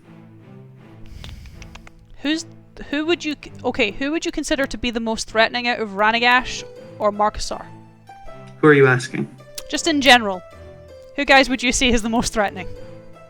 It sounds a little racist, but Ranaagash, because he's an orc, and Mark's I do have like a prospect I've for actually intimidation, murdered people. so- Come on. Yeah, but you don't look like you would. You look like a prancy smuck. Twink boy, no. So yeah, I'd say Ranaagash. So, Ranaagash. Sorry, Matthew. I mean, I have a +6 to intimidation. Oh, never Yeah. mind. Definitely Ranaagash. Somehow. Jesus, man. Jesus. I'm also a murderer. You are a murderer. Not intentionally yet. So he's a manslaughterer. Or whatever the correct term is. Non-nat 20 to hit you, Ran. Yes. Use your portents. He can't use them now, though, because the roll's already been declared. Yeah. You need to get more on the ball with using them. I know. Being I'm like, very bad Matthew, at just be like, Start shut shouting at her. the fuck up, I'm using my portents.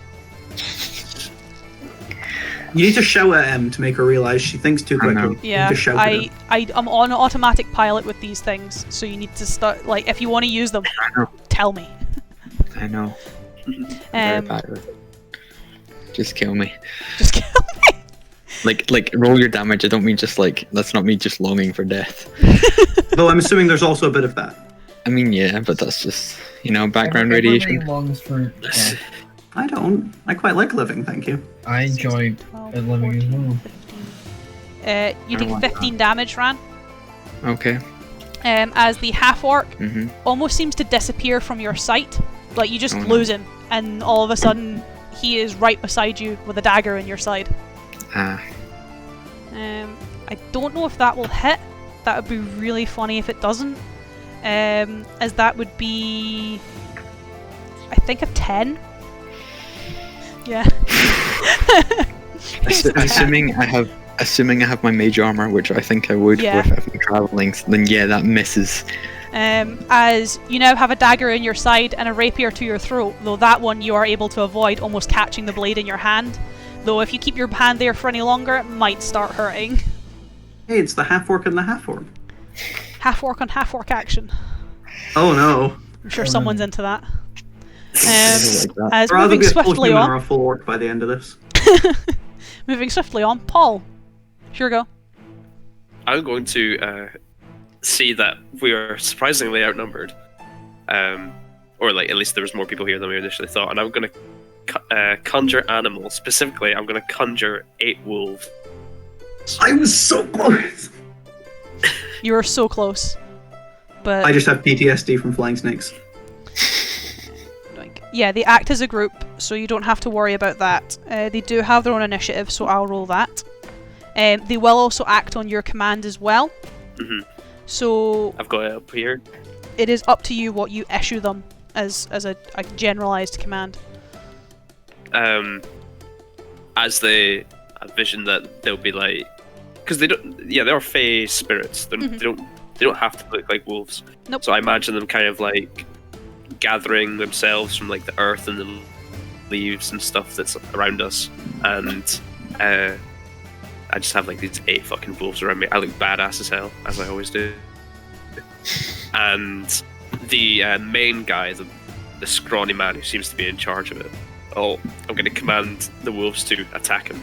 Cool. However, I don't think you can do much else. Although you could healing word, I guess. I could healing word. Who's looking weak? Oh, frick. Although I think Rand's also not looking great. Yeah, Yeah. Rand's surrounded though. Rand's got like someone with a dagger at his throat. That could be deadly, especially if that person's a rogue. Well, I shall healing word Ranaagash. is conjure. I don't think you have to do any action to like command your conjured animals. Nope, I think it's just they accept your basic command. I think If I don't give them a command, they'll do nothing. yeah. So they if I obey say, any verbal commands you issue to them. No action required. Yeah, it's just There you go. it's They a do free anything. action to command them, but and if I don't issue a command, all they'll do is defend themselves. yeah. So if someone so attacks if they- them, they'll attack. So back to healing Ran. That is not bad. Ran, you healed for 11, Thank you. and yeah, that'll be my turn. As Is it me? it is you. Let's fucking go! I have disadvantage on my attacks. Yeah, you do. Let's not go. Is it just one of them, or is it all attacks? It's all your attacks until his next turn. What did he cast on me? He didn't cast anything. I'm I gonna think it walk might up be a monster feature. to the leader guy. and I'm Actually, gonna it's use my ability bonus. checks, attack rolls, and saving throws until his next turn. Jesus. Um, I'm gonna walk up to the old guy that attacked me. I'm gonna use my bonus action to fainting attack to make it a straight roll. 1d20 plus 7. Does natural 20. that will hit. He doesn't Let's go. need. He doesn't need to worry. So this is Bitch, you slashing. thought. Plus a d8, but I reroll ones. So 6 So plus 18. 36. 1836. Second attack is with advantage. Disadvantage. Yeah, but it was so worth it for the nat 20. 23. That will also hit. Wolfric doesn't fucking care about your disadvantage. 12. Action surge. No, I'm gonna wait until I can straight roll rather than just. Hit more. Matthew, Okay. Ran's Take it. turn. I still have like a dagger to my throat or whatever, Yep. or to my hand, I guess. It's a wanna, very like- dangerous hug. Take it. He's like. Take it. The guy's like glaring at me. Not really. He's behind you. You can't really see if he's glaring at Oh, you. he's behind me. Oh, okay, damn it. I was going to do cool aesthetic, but never mind. Then I'm gonna reach down to my trusty sack of runestones and fumble for one I haven't used in a while, and then hold it up almost like over my shoulder behind me.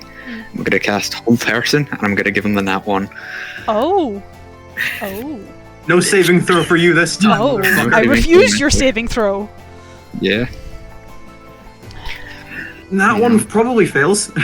I mean, does it? Just Is your by a saving smidge. throw 1? I think if you are a wizard with a saving Fortunately- throw of 1, you've done something wrong. I'm not. Yeah. That's not actually possible. Yeah, it's not.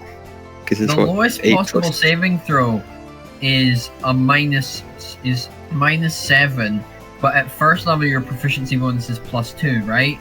So your Yes. minimum is a 3 for your spell Yeah. save DC. Yeah.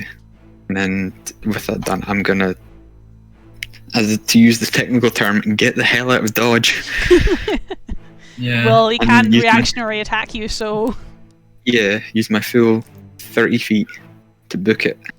And I still have no bonus action. Ha ha ha. Funny wizard. Yeah, that's me. That's my turn. Funny wizard go no bonus action. Doggos. So we'll go 2. One collection of doggos will attack, the others will miss him. So we'll go 2d4, so we'll go 1d8, so we'll go 4d8. I'm just trying to make this easier on myself in terms of like working out damage for a pack. Oh, that's a lot of damage. 12, 15, It's a lot of 20, damage. plus 8, 28 damage. To show you the power of flex tape, I cut this asshole in half. Are we putting him back together with only flex tape?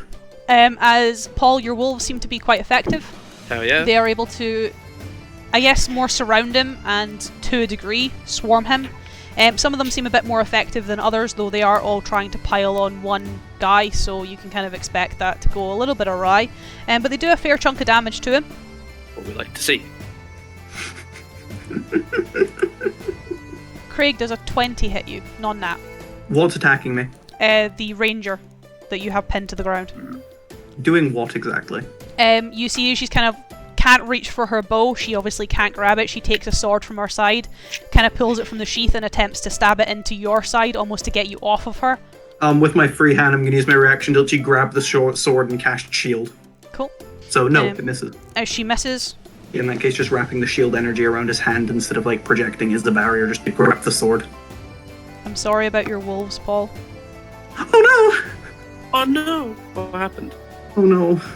This is when like all of them die in one strike. It's like fireball or something. No, it's the veteran who is attacking the wolves, but wolves don't have a lot of HP. Like just double digits, I want to say. Yeah, literally, they have 11. But there's 8 of them. There's one of him. It's like that movie Ants, which is like we'll outnumber them. Right, so that would be... Watch all of them die in this. Overwhelming numbers. So one of your packs of wolves is dead. No, one of my wolves. 4 are Just left. one? 4 are left. So you've got Okay. 4 left. killed 4. He's killed half of them. Christ, dude. Brutal efficiency. As it Mr. goes- Whale, Father Whale, they don't feel so good. I mean, they don't die, they don't cry out in pain, they more turn into mulch and moss as they form back into the earth that they were crafted from. She would join the fray, so I have 3 of those. 1, 2, 3. Yeah. I don't think the rest of your doggos are alive, Paul. What? What? Because that would be 23, 25, and a 19, which is definitely more than 13. Who's doing this out of curiosity? The wolves have higher AC than me. This is the, I guess, rather buff wood elf lady. Oh no. So 10. Hey, at least your wolf served as a distraction for an entire turn where they could have been hitting us. I guess. That's how you want to see it. It's not how I want to see it, it's how I'm seeing it. 10, 14, 14. 2 of your wolves are left. Sparky? Don't name them. Don't name them. Don't name them. That's a very, very, very bad idea. I name them. I know they're just constructions. Very dangerous game to play. As Craig, I need a wisdom save from you. I'm in danger. Chuckles in danger. 20, non that. As you can feel a hand on your shoulder, you can almost feel, I guess, a wave wash over you and your eyes kind of go cloudy for a minute, though you blink and you are still of your own mind, still in your own consciousness. As the scrawny gentleman has his hand on your shoulder. I'd take my sword, pull it out of the woman's shoulder and then just slash to get him away from me. Though seeing that hasn't worked. I need a constitution saving throw from you. Oh, man, actually it's the same roll, I can just do this. That's a nat 20 this time. So you will take half Fuck this damage.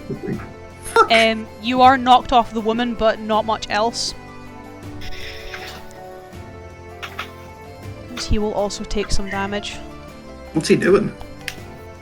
Doink, doink, doink. That's 11. You take 5 damage.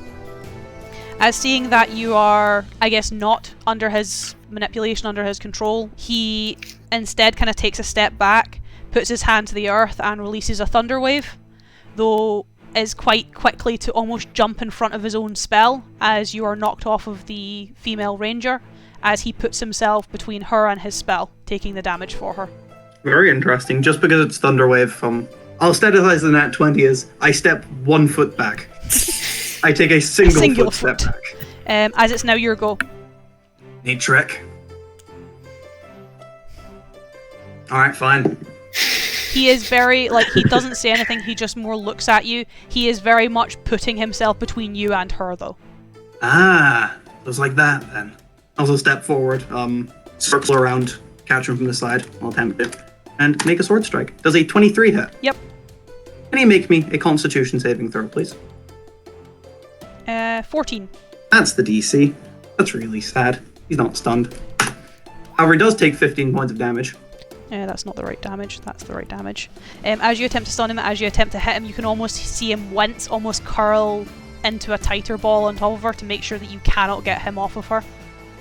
Oh, he's just really trying here. Yep. Simp. Simp. Yeah, I'm a simp. Let's just try and make this easy.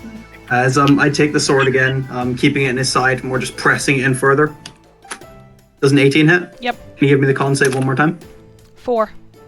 That's a fail this time. He's stunned now. And also takes 17 points of damage. As more just pressing it in, I can get the sword to finally hit a nervous point, which simply causes his body to completely relax, but being stunned. As I'd more just kick him off a bit, dust down the sword for a bit, and then just take one hand off the sword, and then just lean down to the lady, and then just punch. More That's trying into the side of the head, seeing if I can knock her unconscious. Is she still prone? Yes. Seeing if I can try and knock her unconscious with a good old punch. As you did say she doesn't look too great. As a 23 hit. Yes. That is 5 points of damage. No, she's still up though, losing some consciousness.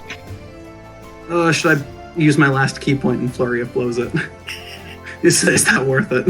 Nah, probably not. I'll keep it for now. This is more just leaning down, punch her in the side of the head, try and knock her unconscious, realize that doesn't work, and then just steady myself back up with both hands on the sword. He's stunned though, so he can't do jack shit. I can't do anything but a wisdom save. So it's not a pass.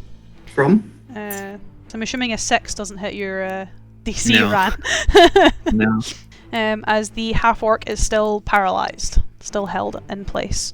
Also, Wolfric, you're no longer got disadvantage on your attacks. Let's go. As it's Paul. My turn. We can definitely beat these people.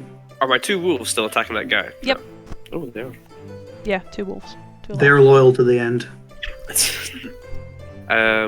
Suppose there's not much I can do at the moment because all my other spells are concentration, and I don't want to break concentration on the wolves. So, can I run up on the guy that's attacking Ranaagash? Well, was attacking. He's now paralysed. Actually, speaking of which. Ran not kind of too- has that down. Was there not 2 of them? He's the No, one who's not paralyzed. There's so there was the one that was actually attacking him who was paralysed. He was right beside him. The half orc. The other one who was attacking him and was also attacking you is the elven woman who is now also attacking your wolves. Well, I guess I'll go help him with the wolves again. Help your own Yep. wolves. Yes, help my boys. Good Name boys, them after the they combat. No, They live. and they disappear within like 59 minutes. Then you can call them back. Who are you attacking? The elven woman or the older gentleman? The elven woman who's attacking my boys. That's fair. Give me an attack roll. What are you attacking with? My sickle, obviously. Oh, sick him. So that is 14. Nope. What a shame. You tried. Well, who needs healing? Because that's all I can do. Ewan, probably? Do you not have a bonus action? Heal. Don't know how What? I sorry. I think Bonus? healing wise, it would be probably Wolfric because Rand's kind of evacuated himself. Yeah. Are the wolves? No, the wolves are. I told the wolves to attack the man. Yes. And, like the Yeah. scarlet man. He's up in the tree, so I'm gonna tell the wolves to also attack this woman right in front of me. Cool. That doesn't take a bonus action, it's just a free action. Yeah, that's what I was thinking. And You could sickle one more time. one more time, but without the bonus. So just with strength. There's an option. Just strength. Oh, that's not good. Oh yeah, your strength's gone down. You're an elf now. That's a 19. Yeah, the 19 will hit. Swell, My man. dear. I like how his offhand attack hits harder than his main hand attack. Oh. 3. I mean, it is your offhand attack. Yeah, it makes Oh. sense. I swipe with. I throw. With my right arm to like catch it. Kind of like flick the sickle back in my hand to like catch it the other way. And maybe I just a scratch, you know? You graze her chin. Scratch is Yeah. enough. As Ewan, it is your go. Finally, I'm gonna attack. I'm gonna attack the guy that's been attacking me, the veteran. Bonus action: ignite the axe. 23 will hit. Let's do it again. Do it again. Another one? Exactly. So watch him roll the same damage. Oh, that's disappointing. Damn it. How's he looking after that? He's looking pretty alright. Action surge, and we'll do it again. Let's try and make him look a little less alright. To be fair, I'm kind of disappointed that's not a 23, if I'm being honest. Let him roll 224s this time. And reroll 2s if he wants. I'll just keep it. That will not hit. Okay. 3 out of 4. However, Yeah, the he's looking slightly less alright. As Matthew, you've got some distance. Just before I do anything, I assume that can I make magic non-lethal? No, but I have thought about this, okay? Because you're the only one in the party who can't do non-lethal damage. So if you want to do non-lethal to someone and it drops them to 0, I'll give them essentially death saves. So it's like a chance for someone else in the party to go and try and stabilize them. Right. Okay. Obviously, if you don't want to do non-lethal, then they'll just die. But if you're intending on wanting to do non-lethal, if you drop someone to 0, they'll have death saves, and then someone else, or even yourself, has the chance to go over and try and stabilize them. Because it started bad, but we definitely seem to be at an advantage now. Yeah. You kind of took out their heavy hitter, so to speak. I think I might just... Let me just... Yeah, that is not concentration. I don't want to double up. Let's do a new spell. Just to make sure I don't die. I'm gonna go... I'm gonna need a different runestone for this because it's different. I'm gonna cast Mirror Image. Which I've not done before. Just to make sure I don't die. Just to make sure I don't die. I have the lowest hit points by a good margin. And then... Maybe heal him next turn, Mark, sir. I have no... I'm at like 2/3. But like... Still, you're a wizard. I am still a wizard. You and a second wind if he needs it. Yeah. Yeah. Two-thirds of a wizard's hit points is like an eighth of a barbarian's. I think Sneeze almost on the exactly. guy. Yeah. You know, I've never And actually played with someone using Mirror Image before, so I'm actually having to read this spell for like the first time ever. Mirror Image is so good. It's actually a really good spell. It's good. So as I like hold it up, like 3 copies of me emerge. Illusory copies, and I'm now harder to hit. When you speak, is it like an exact echo, or is there like a little bit delay between the echoes? No, not a delay. I'm gonna keep that up. Just Reading it now, I don't think it specifies if they were like... No, that's an aesthetic detail. It's more just I'm an asking. aesthetic detail. No, I was meaning more, do they produce sound at all, or is it just... It doesn't say they don't. It doesn't say they don't, but it doesn't say they do. And I assume, like... I find the idea of having 2 echoes that like speak out of turn with you very funny. Yeah. Or 3 even. And there is the point of if they didn't, it'd be very obvious which one is the real one, even if they're all in the same space. So yeah, I'd imagine there would be that slight echo then. And then I use my bonus action to twiddle my thumbs and wait for my next turn. Find a bonus action. Take a level in Monk or something to get a bonus action. I know. But yeah, you have your ring. Your ring lets you bonus action. It does. That's my only bonus action. 1d8 plus 2? Plus 2. So he takes 7 damage, which puts him there, which is not... neither of those will hit. 22 Eidolon. Who is attacking me? The woman on the ground. Jesus Christ. For someone who's prone, she's attacking quite well. Well, she's not gonna go down without a fight. I know, it's just that's disadvantage, and she's still hitting in the 20s. She missed you by the first one by quite a lot. I'll sidestep that, but probably then sidestep into her blade. Yeah, she obviously has her own blade, though now with a relatively stunned bow on top of her, she is able to get his weapon, which kind of catches you off guard. And she manages to get it into your leg. That's the wrong dice.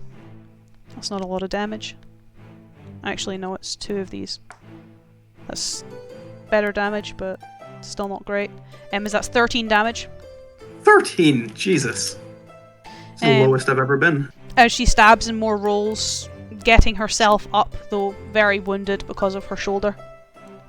Then it's him. He's got a friend now, so he's probably just going to try and down Wolfric.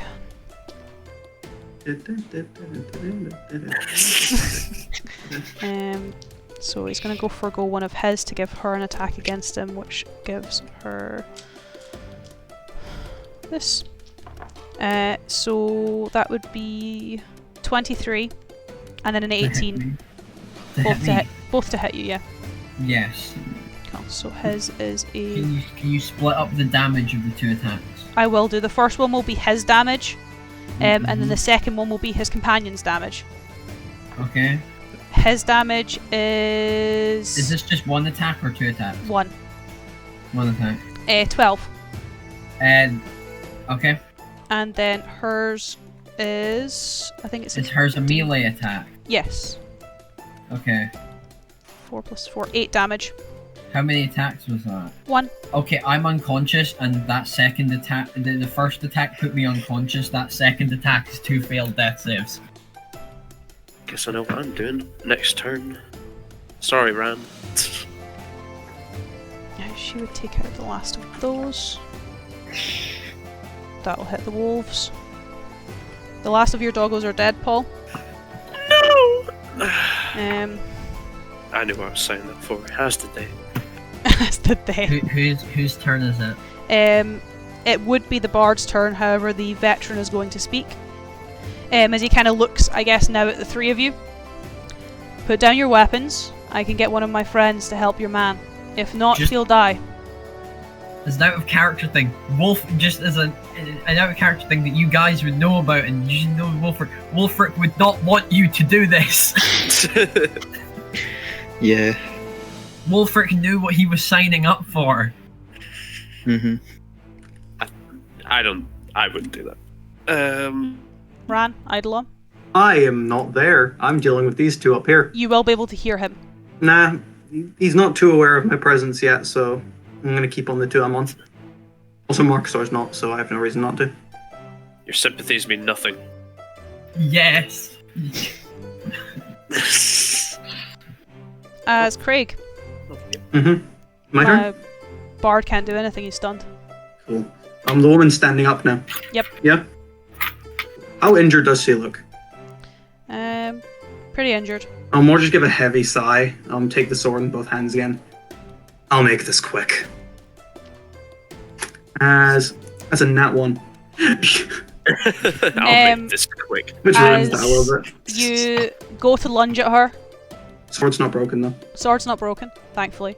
You go to lunge at her, obviously expecting her to be a bit slower. Her injuries seem to be wavering her somewhat. However, she is able to duck out of the way quite quickly, almost, I guess, carrying you to the ground. You are now prone, and she kind of looks down at you. I don't think so. Yeah? Can I just get up from the prone? You can, yeah. More just carrying her up with me in that case, using my movement just to stand up since I haven't used it yet. I'm just going to leave my sword embedded in the ground. Mm-hmm. We're just carrying her up, probably on one of his arms, because he has decent enough strength. Just taking the gauntleted fist, and I'm going to make 3 punching attacks. Oh shit. Using my last key point for flurry of blows. I'll just roll them all in sequence. 24, 17, 25. Cool. Give me 2 seconds, I need to check something. Is this on the ranger woman that you've been fighting? Yeah. You fucking got Crab Brave stuck in my head, you little bitch. Of course, if any of these knock unconscious, I'm gonna go for the Mr. Stunned on the floor with the other ones. So the first one will hit, so roll me damage. Because after this one, I need you to make me a dexterity saving throw. The tiefling nonsense. 6 damage. And then I did dexterity saving throw. 16. Cool, that will pass, but you'll take half damage. As you go to punch her, she almost erupts in flames. 16 damage. Already halved. 8 damage. Thank you. And then your other 2 punches will obviously hit her as well. So you can roll damage for those. She can't respond to those though. She can only Hellish Rebuke once. 13. Is she unconscious? She's on a knee. Is she unconscious was my question. No. There you go. That's the max I can do on the turn, then. In which case I get a wisdom save. Hey, 17. I'm assuming that passes your save, Matthew. Yeah. As the half-orc is no longer paralysed. I'm not very happy with you. To which case, Paul. Wait, when was my turn? You're after Paul. Am I after Paul? Wait, are you up just now, before or you. Are you up No, now? I or- just. No, he's still down. You're still there. That's what I thought. I'm going to. Can I run over to him? He's not too far from you. You can pretty much essentially go prone and touch him. Yeah, I'll lay a hand on his unconscious body and cast Cure Wounds. Not bad. 21 hit points back. Is there anyone in my immediate vicinity? The gentleman and the elven woman. I will use my action to. Oh wait, no, I Cure Wounds. Offhand attack with my sickle, please. D20 plus strength. 10. Imagine that misses. Yeah, that misses. Okay, I guess I'm like one hand's on Wolfric and I'm just kind of blindly swinging with the other hand, Just to keep everyone away. hope I hit something. As Ewan, it's Wilfric's go. You are Right. on the ground prone, but you are conscious. Get up from prone, and then make 2 attacks. Cool. You would have to reignite The- your axe if you want to do that. Yeah, bonus action, reignite the axe. The life of a fighter is Natural simple. 20.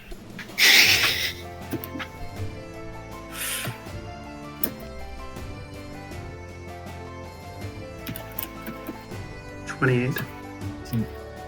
The 28 second attack, 19. Natural 19 rather. I'll re-roll that. One more. I love it when you re-roll it, it's just one more. I'm assuming this is on the old guy, yeah? Yeah. So with your flaming axe, he is dead, as you Let's can't do go. non-lethal with a flaming axe.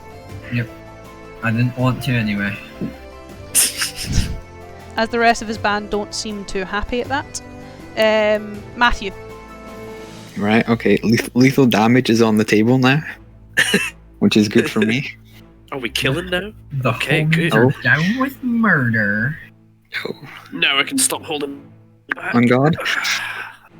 For real? Oh god. Right, what's the distances between them all? Basically, is my question. Okay, so there is about 10 feet between the half-orc and the elven woman and the now dead old man. Or older man. So there's about 10 feet between them. Obviously, Wolfric and Marcus are beside her, so if you're thinking of AoE, probably not the best there. Eidolon is about 15 feet away from them, with the scrawnier gentleman and the tiefling woman. Okay. But they seem to be handled from... To a degree, yeah. Can I see that they're being handled? You can see that she's being handled. The gentleman's on the floor. You're not too sure how he's doing. Okay. I am, however, Okay. also on 15 hit points. Okay. Seems the most effective ratio of Smackdown to friendly fire is just... He's not stunned anymore, so I can't get a guaranteed firebolt. So let's just do... Let's test the waters a little bit. Let's go for a first level magic missile on the rogue fellow. Yep. 3d4 plus 3. That's only 11 force. Let's see how he takes that. Pretty alright. This is the first time he's been hit. Okay. How's he looking?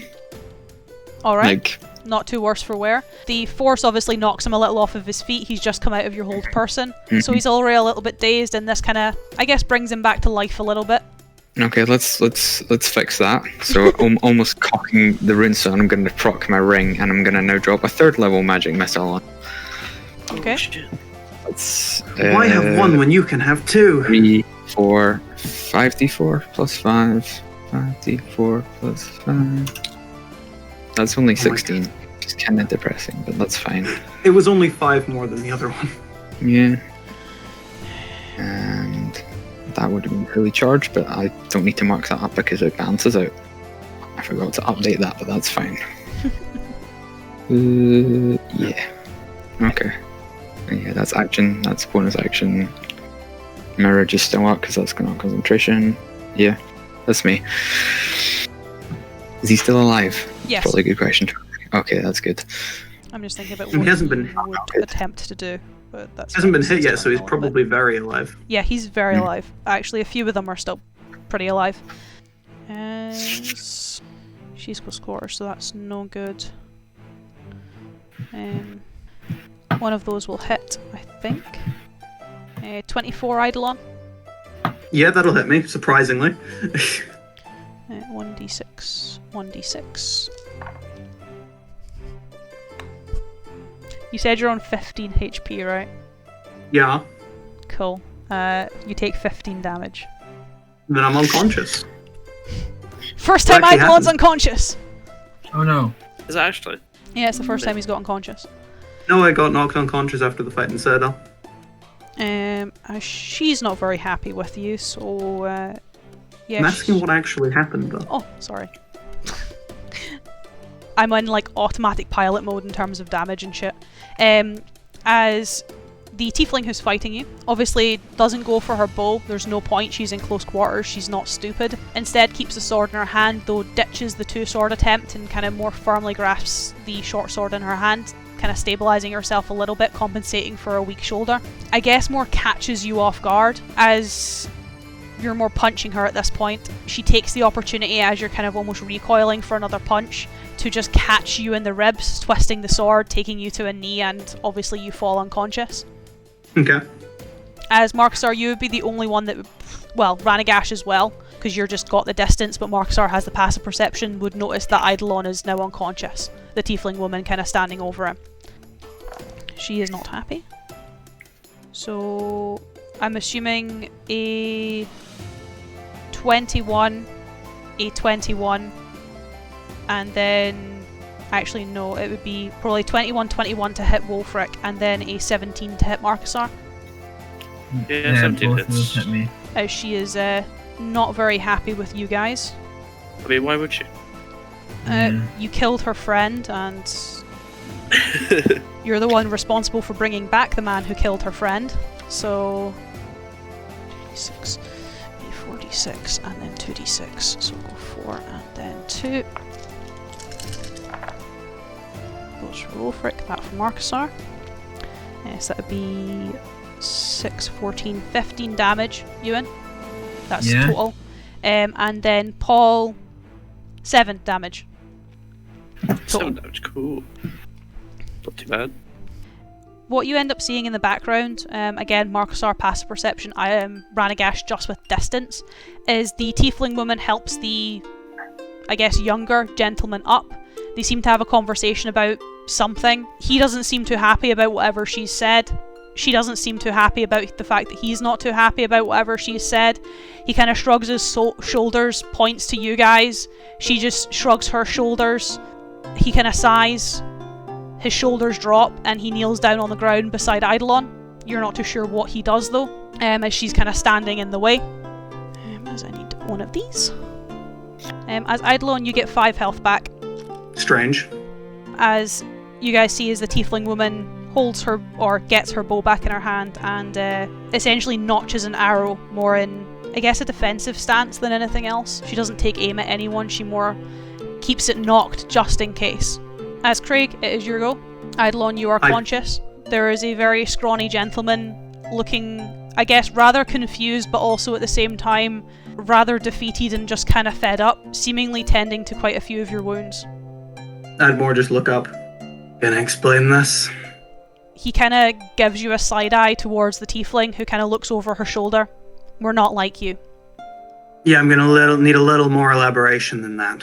I'd slowly start helping myself up. Or just moving him off of me. I don't know what you think we're here to do, but you stole from a caravan. And I come here, arrest you, and send you to Westcross. Well, that was the plan, at least. She immediately unknocks her bow. She is quite shorter than you, about a foot.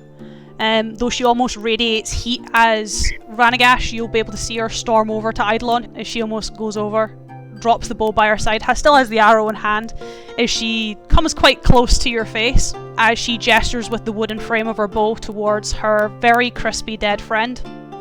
That doesn't look like arresting to me. Now get them to stop. Eidolon's eyes slant for a second before... Is it obvious what killed him? Yeah, there's lots of very fiery gashes along his body. More just eyes tracing along to Wulfric's axe. Yeah, but if I do, you're not going to hand back the stolen goods, are you? You kind of see the two of them look at each other. She kind of drops a little bit more. Even he does to some degree. He kind of nods, almost in an understanding with her. Can't say the same for Nilsine, but we'll lay down our arms. Voldrum will too. Can I insight that? Yep. That is 9, so not very high. He's telling the truth. Oh, she's telling the truth. Okay. And you'll let us take it back. As I start standing up. As long as you let us give him his rights. As I'd more look over to the man, as in the man I stunned. Yeah, he doesn't look great. You'll want to give your side maybe a day. If you've got some herbal ointments, use that. It'll start tensing the body again. He just gives you a nod. As I'd make my way out of the forest. Oi! As very visibly as he comes out, he's got the sword, he twirls it for a second, then puts it back in the sheath on his back. What? As I gesture towards the tiefling. More as in, it's her turn to do the same. She kind of sighs, but knocks the arrow back in her quiver. Put away your weapons. They'll do the same. Alright. Fine. So I'm keeping my eye on... She said Nilsine, which I can recognize as a female name. There's only one other female here. Yeah, I'll sheath my axe. So we're keeping my eye on the rather large elf. She doesn't seem too happy about the situation, shall we say.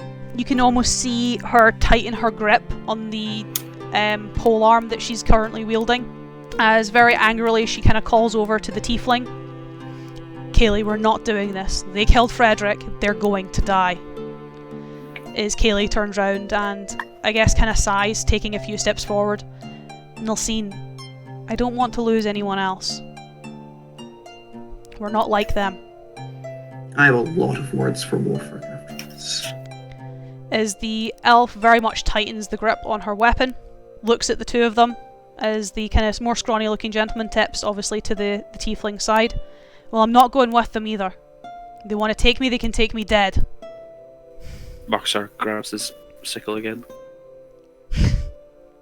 As I'll more just stand up, look between the essential two groups of this same group. Alright, more just still kind of grasping at the bit that knocked him unconscious. I'm going to tell you how this is going to work. I don't like it, but you folks are going to stay here. We are not in a state to bring you back at the moment. However, we are going to take the shipment that you stole. And after that, we'll be out of your hair. Is that understood? The half-orc looks a bit tentative for a moment, though after kind of giving, I guess, the scrawnier gentleman and the tiefling you now know as Kaylee a kind of look, he gives a sigh, gives a nod, sheaths his rapier and puts the dagger back in the sheath along his ankle. Aye, that's fine by me. Nilsine kind of looks between the four of them, looks almost daggers at Wulfric and Marcasar, throws down her spear against a rock. Aye. I'd more just gesture for Ranaagash to put away his runestones if he hasn't already. Yeah, no. I'm not. As I'd look back to the tiefling who seems to have the most level head here. Which is the most recent shipment? The stuff's still in crates. You'll be missing a bottle or two, but it's over there. As I'll more just give a wordless, in the easiest way possible, understanding nod back to her. More with the intention of, yeah, this wasn't the intention. Before gesturing over to Marcasar and Wulfric to start grabbing the crates. Start grabbing up the crates. You are given some, I guess, relatively hate-filled looks, especially by the wood elf. Yep, I imagine that. Though the tiefling and, I guess, her more bardic companion, from what you saw of him, Craig, more tend to the body of the older gentleman. At least to some degree, they start to, as you're moving the crates around, start to stack them up. They take off his armour. They help him into a more comfortable position. They even use some of the leftover moss, twine and twigs from Marcasar's wolves to at least keep him off of the ground. The half-orc helps to some degree, though he more kind of paces, I guess, just with frustration. Yeah, I'd start leaving once I'd see that Wulfric and Marcasar have gotten the crates. and Ranaagash, of course, and started parking them back out. I'd just turn around one more time, look at this strange band before also leaving the camp. They, I guess, seem to be, quite quiet. They don't really seem to be talking to one another, though just with your passive perception, whilst you eventually get out of earshot, you can hear a very loud argument between most likely the half-orc, the relatively scrawny man, and the wood elf. She doesn't seem to be very happy that you guys got away without paying for what you did. I'll leave them to it and catch up with the group. Is you head back towards the road, head back towards the caravan or the ruined campsite, where, despite his injuries and despite still recovering, Azamira seems to be attempting to upturn his cart to the right way. Though it's not going very well. Eidolon is very silent. We've got something for you. Like, show the crates. He kind of just turns around, smiles on his face, quite beaming. Thank you. I will be honest, I wasn't hopeful. This is more than I expected. Thank you. No thanks is needed. He kind of laughs. I don't suppose you could perhaps give me another hand, as he gestures to the cart. Yeah, we'll start. Of course. Can I get a couple of strengths for whoever's helping rotate said cart back to...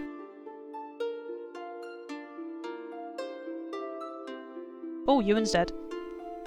Oh, it was too heavy for him. Too heavy, he Crushed died. Soon. Unnatural 20. Oh no, Ewan's not back yet. We have to wait until Ewan's camera comes back on. Oh, sorry, I forgot to turn my camera back on. Are you straight strength or athletics? Just straight strength. Turns out Marcusar's helping you a little bit there, Wolfric. I was knocked unconscious and was within inches of death. As the two of you are able to kind of pull his cart back, you make sure the wheels aren't damaged, you kind of steady it a little bit. As he kind of more scrambles into the back of it, you hear him fiddling with some stuff, moving some stuff around, lifting a few of the boards of the actual floor of the carriage, and he returns with a small coin pouch. Probably to Wolfric, because he is a bit more forefront, at least at this point in time. Eidolon is very quiet. More shoving it into your hands. Here, take it. It's from my last shipment. It's the least I can do. All right. Also, if you don't mind, I would like it to be a down payment. Okay. I still need to get my carriage into town, and you gentlemen have horses. Mine's are a bit dead. We can certainly do that, sir. I would also not like this to happen again, so it would be grateful if I had some help and protection. No worries. If you need more in terms of coin, when I sell this, I can give you gentlemen whatever you need. I wasn't. Thank you. This is plenty. As he kind of just smiles, still almost in awe that the four of you have assisted him. The coin pouch itself, Ewan, has 44 gold pieces in it. How easily divisible by 4? I remove 11 and then I hand the bag around. I don't take any. Rand, do you take any? No. Eidolon? I visibly step back. Oh, Wolfric looks like a dick. He's the only one who took money. I put the money back. You don't have to take the money. Put the money back. Right, I put the... As if it looks like we're setting up camp here, because I'm assuming it's still nighttime. It's getting into getting into late evening, yeah. And considering the state that Wolfric is in particular, and obviously Azamir, he's on the mend, but he needs a little bit of time. It would probably be wise to just fix up the camp, burn the dead, burn the horses, start the fire, and stay here for the night. I'd simply set up my things, and once they're set up, I just start walking. Not in the direction that the bandit camp was in, I just walk in the opposite way.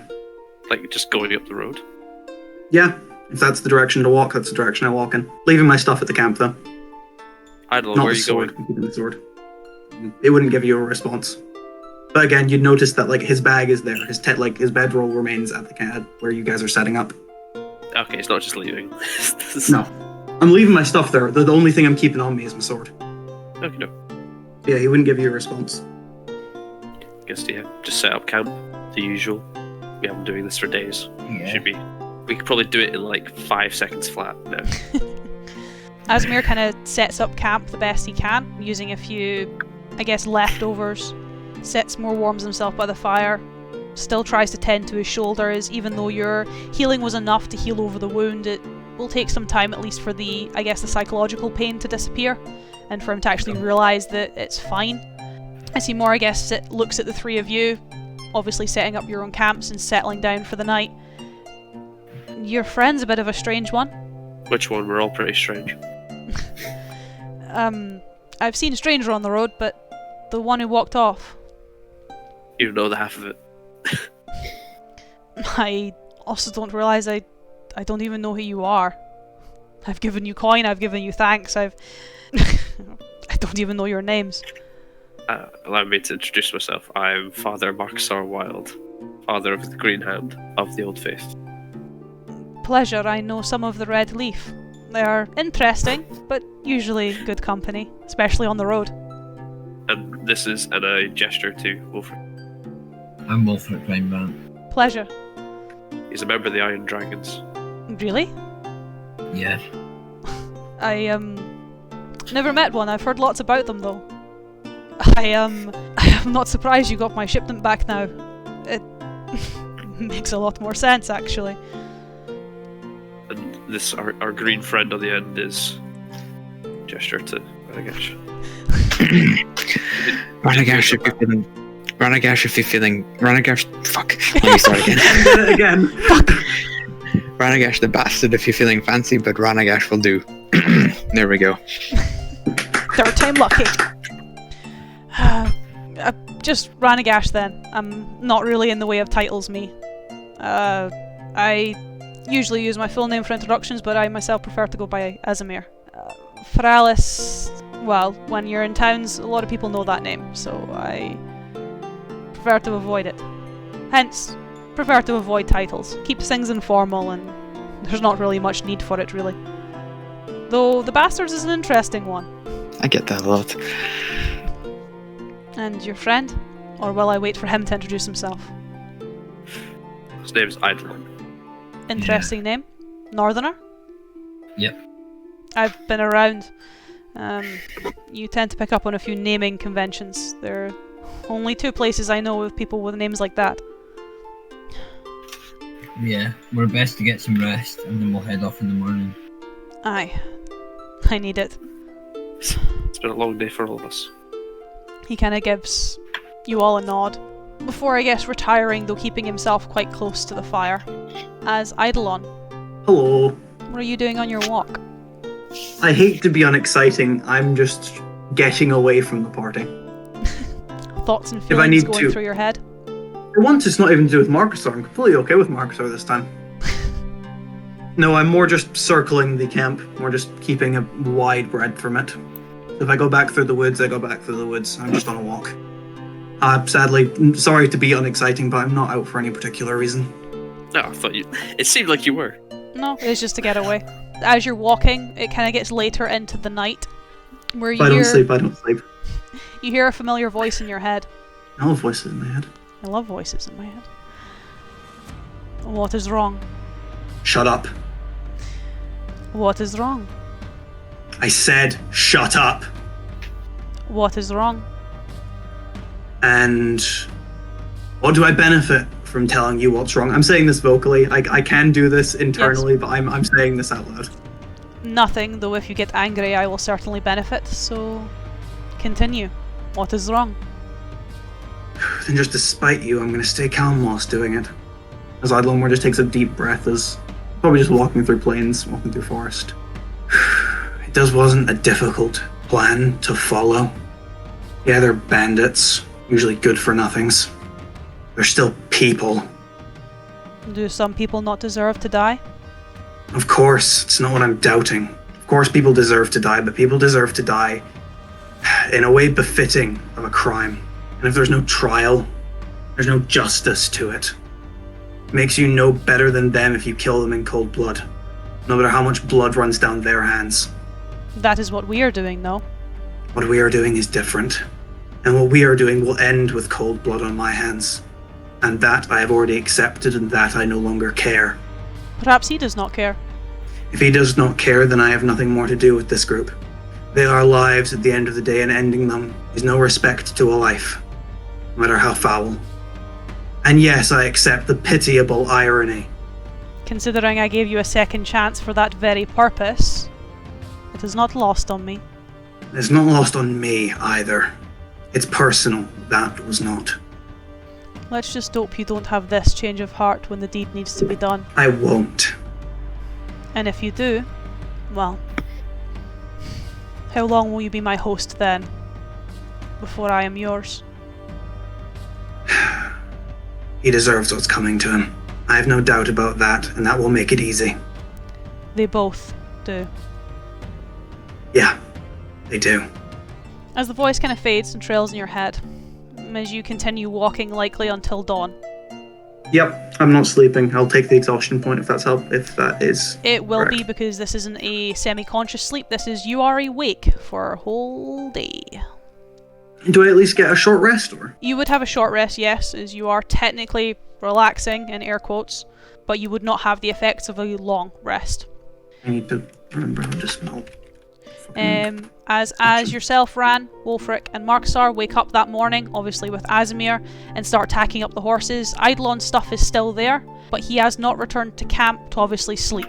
In fact, it's not until that you have tacked up 2 of the horses to the carriage and tacked up the other 2 for riding does he actually return, with the kind of dark circles of a sleepless night under his eyes. I shan't try. Blanks you, is the easiest way to put it. As he moves Right. past to grab his stuff. Do you sleep better tonight, Ranaagash? Better, yes. At least that's looking up then. Yeah.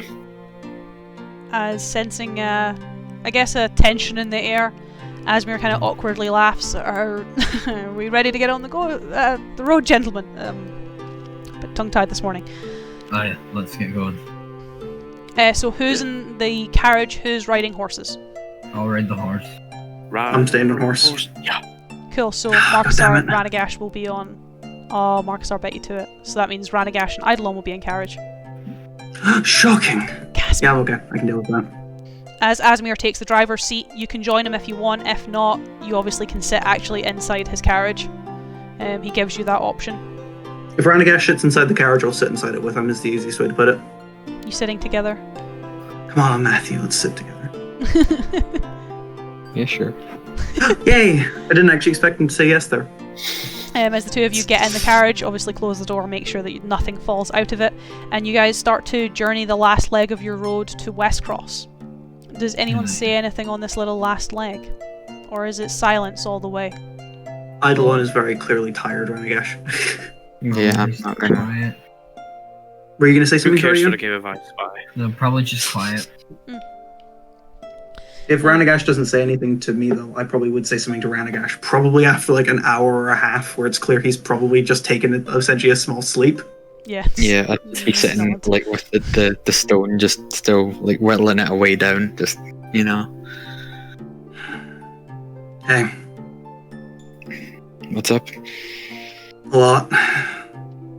Yeah. Was it intentional? Was what intentional? Sort of just wildly gestures. The guy dying, didn't catch his name. Can I like retroactively vibe check? Can I do that? Was it intentional, Ewan? He didn't want to kill him. He felt his hand was forced. The guy did try and kill him, but he wasn't trying to kill him. He was just trying to wound the guy enough to get him to back off. Yes and no, is the simplest answer, Ranaagash. It's a very complex vibe check to make. As there Yeah. was no initial intention, though after Wolfric went down, that intention, you're not too sure if it was there or not, because he did obviously reignite his axe to attack as well. Mm-hmm. Can't really do non-lethal fire damage. Yeah. It's hard to say. I think you'll have to ask him. Don't know if that'll go very well. No, I can't imagine it will. As Eidolon more just seems frustrated more than anything else, more just slams his hand up against the wall of the carriage. I'm gonna leave you to that. You're in a bad mood, and the last time I pissed you off, it didn't go well. Yeah, I don't think you've pissed me. No way, you definitely have. Yeah. No, that was definitely Remember, pissing me. soldier The my one arse. Ranaagash was brave once. Once. He's realised this is not a man he can be brave around again. In that case, it would be the awkward thing if I'd probably leave it for another hour or so before saying anything again. Why can't this party just share their feelings? It's all men, that's why. Bloody men. That's the Next problem. character's a woman. The real BBG toxic masculinity. Let's all just play women next time. As would you Or say maybe anything after characters that? who can communicate their fucking feelings. As that kind of hour or two passes, would you say anything else, Craig? Was he right to do it? In your opinion? As it's been complete silence until then. You almost see him sleep again before waking up, and the first thing you see after his eyes flit open is just him saying that. I know we didn't have the upper hand, but You will have also heard what the older gentleman, shouted when Wulfric went down, Ran. It's very much mercy is not off the table. Yeah, it was the... Did I hear that, or was I? You out of will range? be able to hear it to some degree. It will have probably been a bit more muffled for you, because obviously you weren't really able to know what was going on, but it was loud enough that you could hear it. I know he was a bandit, but he seemed moral enough to offer mercy. Not all of them do that. No, he definitely did. There's only so much you can justify. Only This so is far just- that stretches. This is just difficult. Sorry if I'm just coming off. I was told I should talk about how I feel, and it's just very difficult. He'd more just sort of uneasily sit in the seat of the carriage. It was easy with Marcus R when he killed the man back in Helvey. We didn't know him at that point. It's at least somewhat evident that was an accident now. But, I don't know, maybe it's foolish to say, but I thought we at least had an understanding of Wulfric.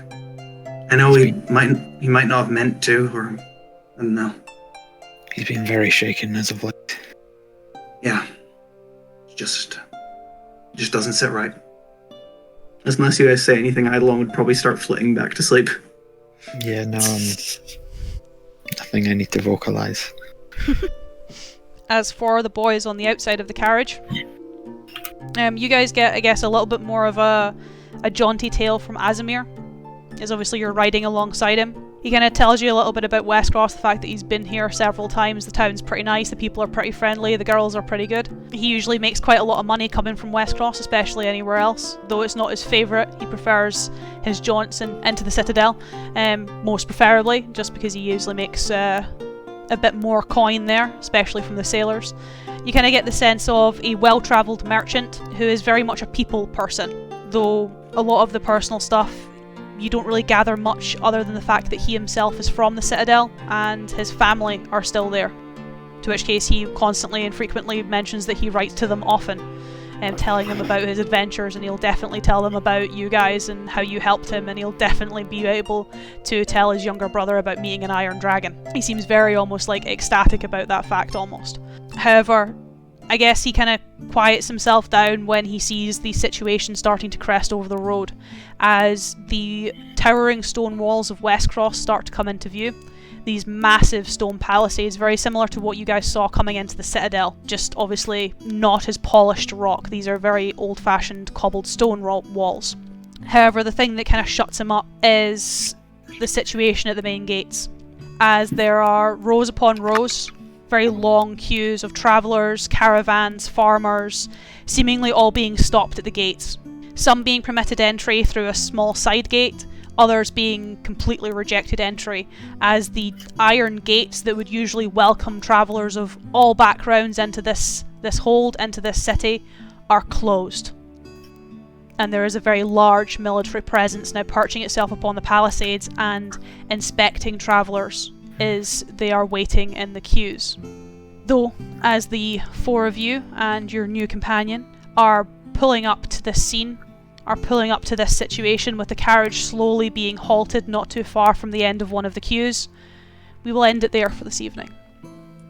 Ooh, mystery. Bit less of a cliffhanger than usual. Yeah, with next week our entry into Westcross. Next week, welcome to the fucking DMV. Oh dear God. Fantasy DMV. No. Anything but waiting in a queue. Literally, that's our entire session. Next session is 3 hours of you move one space in the queue every 5 minutes. Oh no, that will be multiple sessions in that case. I do love, however, that this entire sequence went right. We're gonna try and take them in. If they won't listen, we'll fight them. If deadly force is necessary, then deadly force is necessary. They don't want to agree. We fight. He downs Wolfric, threatens to kill him if everyone else doesn't put down their weapons. Nobody else puts down their weapons. Marcusar gets Wolfric up. Wolfric fucks that guy up, and then somehow Eidolon's mad at Wolfric for that. It's because at that point, it still didn't look like deadly force was necessary to me. Fair enough.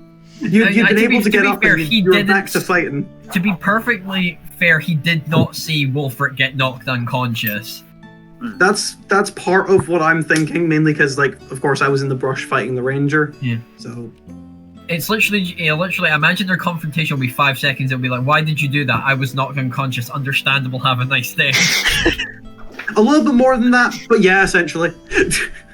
But we'll get to that next time. We'll see what happens, see how that unfolds, which could be interesting to say the least. But I hope you boys enjoyed a bit more of a, I guess, sporadic combat in terms of the enemies you guys were going up against, as well as actually having some time, I guess just some downtime to actually talk to one another as a party. Sorry, Ran. I don't know. Sorry. But those visions are just going to get worse. The theming of them was just convenient, but it's working for plot, so I'm liking that. I might stick with it a little bit. I keep getting closer and closer to death, like Every genuine so death. I don't know if Eidolon's gonna maybe likes me more or hates me more. Why would I hate you more, out of curiosity? Because I was telling you stuff and you were like, interesting. You know something that I don't. But you also know It's not something that he doesn't, Eidolon actually. so... It's not that Eidolon doesn't knows something he's not telling you. It's that he has suspicions that he's not telling you. Okay. But yeah, He doesn't actually know anything that he could tell you there. I hope everyone watching also enjoyed a bit more of a sporadic session. I thought my party were together and, well, that backfired. So we'll see what happens when we get to Westcross next time. But for now, it's goodbye from me. Goodbye, and it's goodbye from my boys. Goodbye.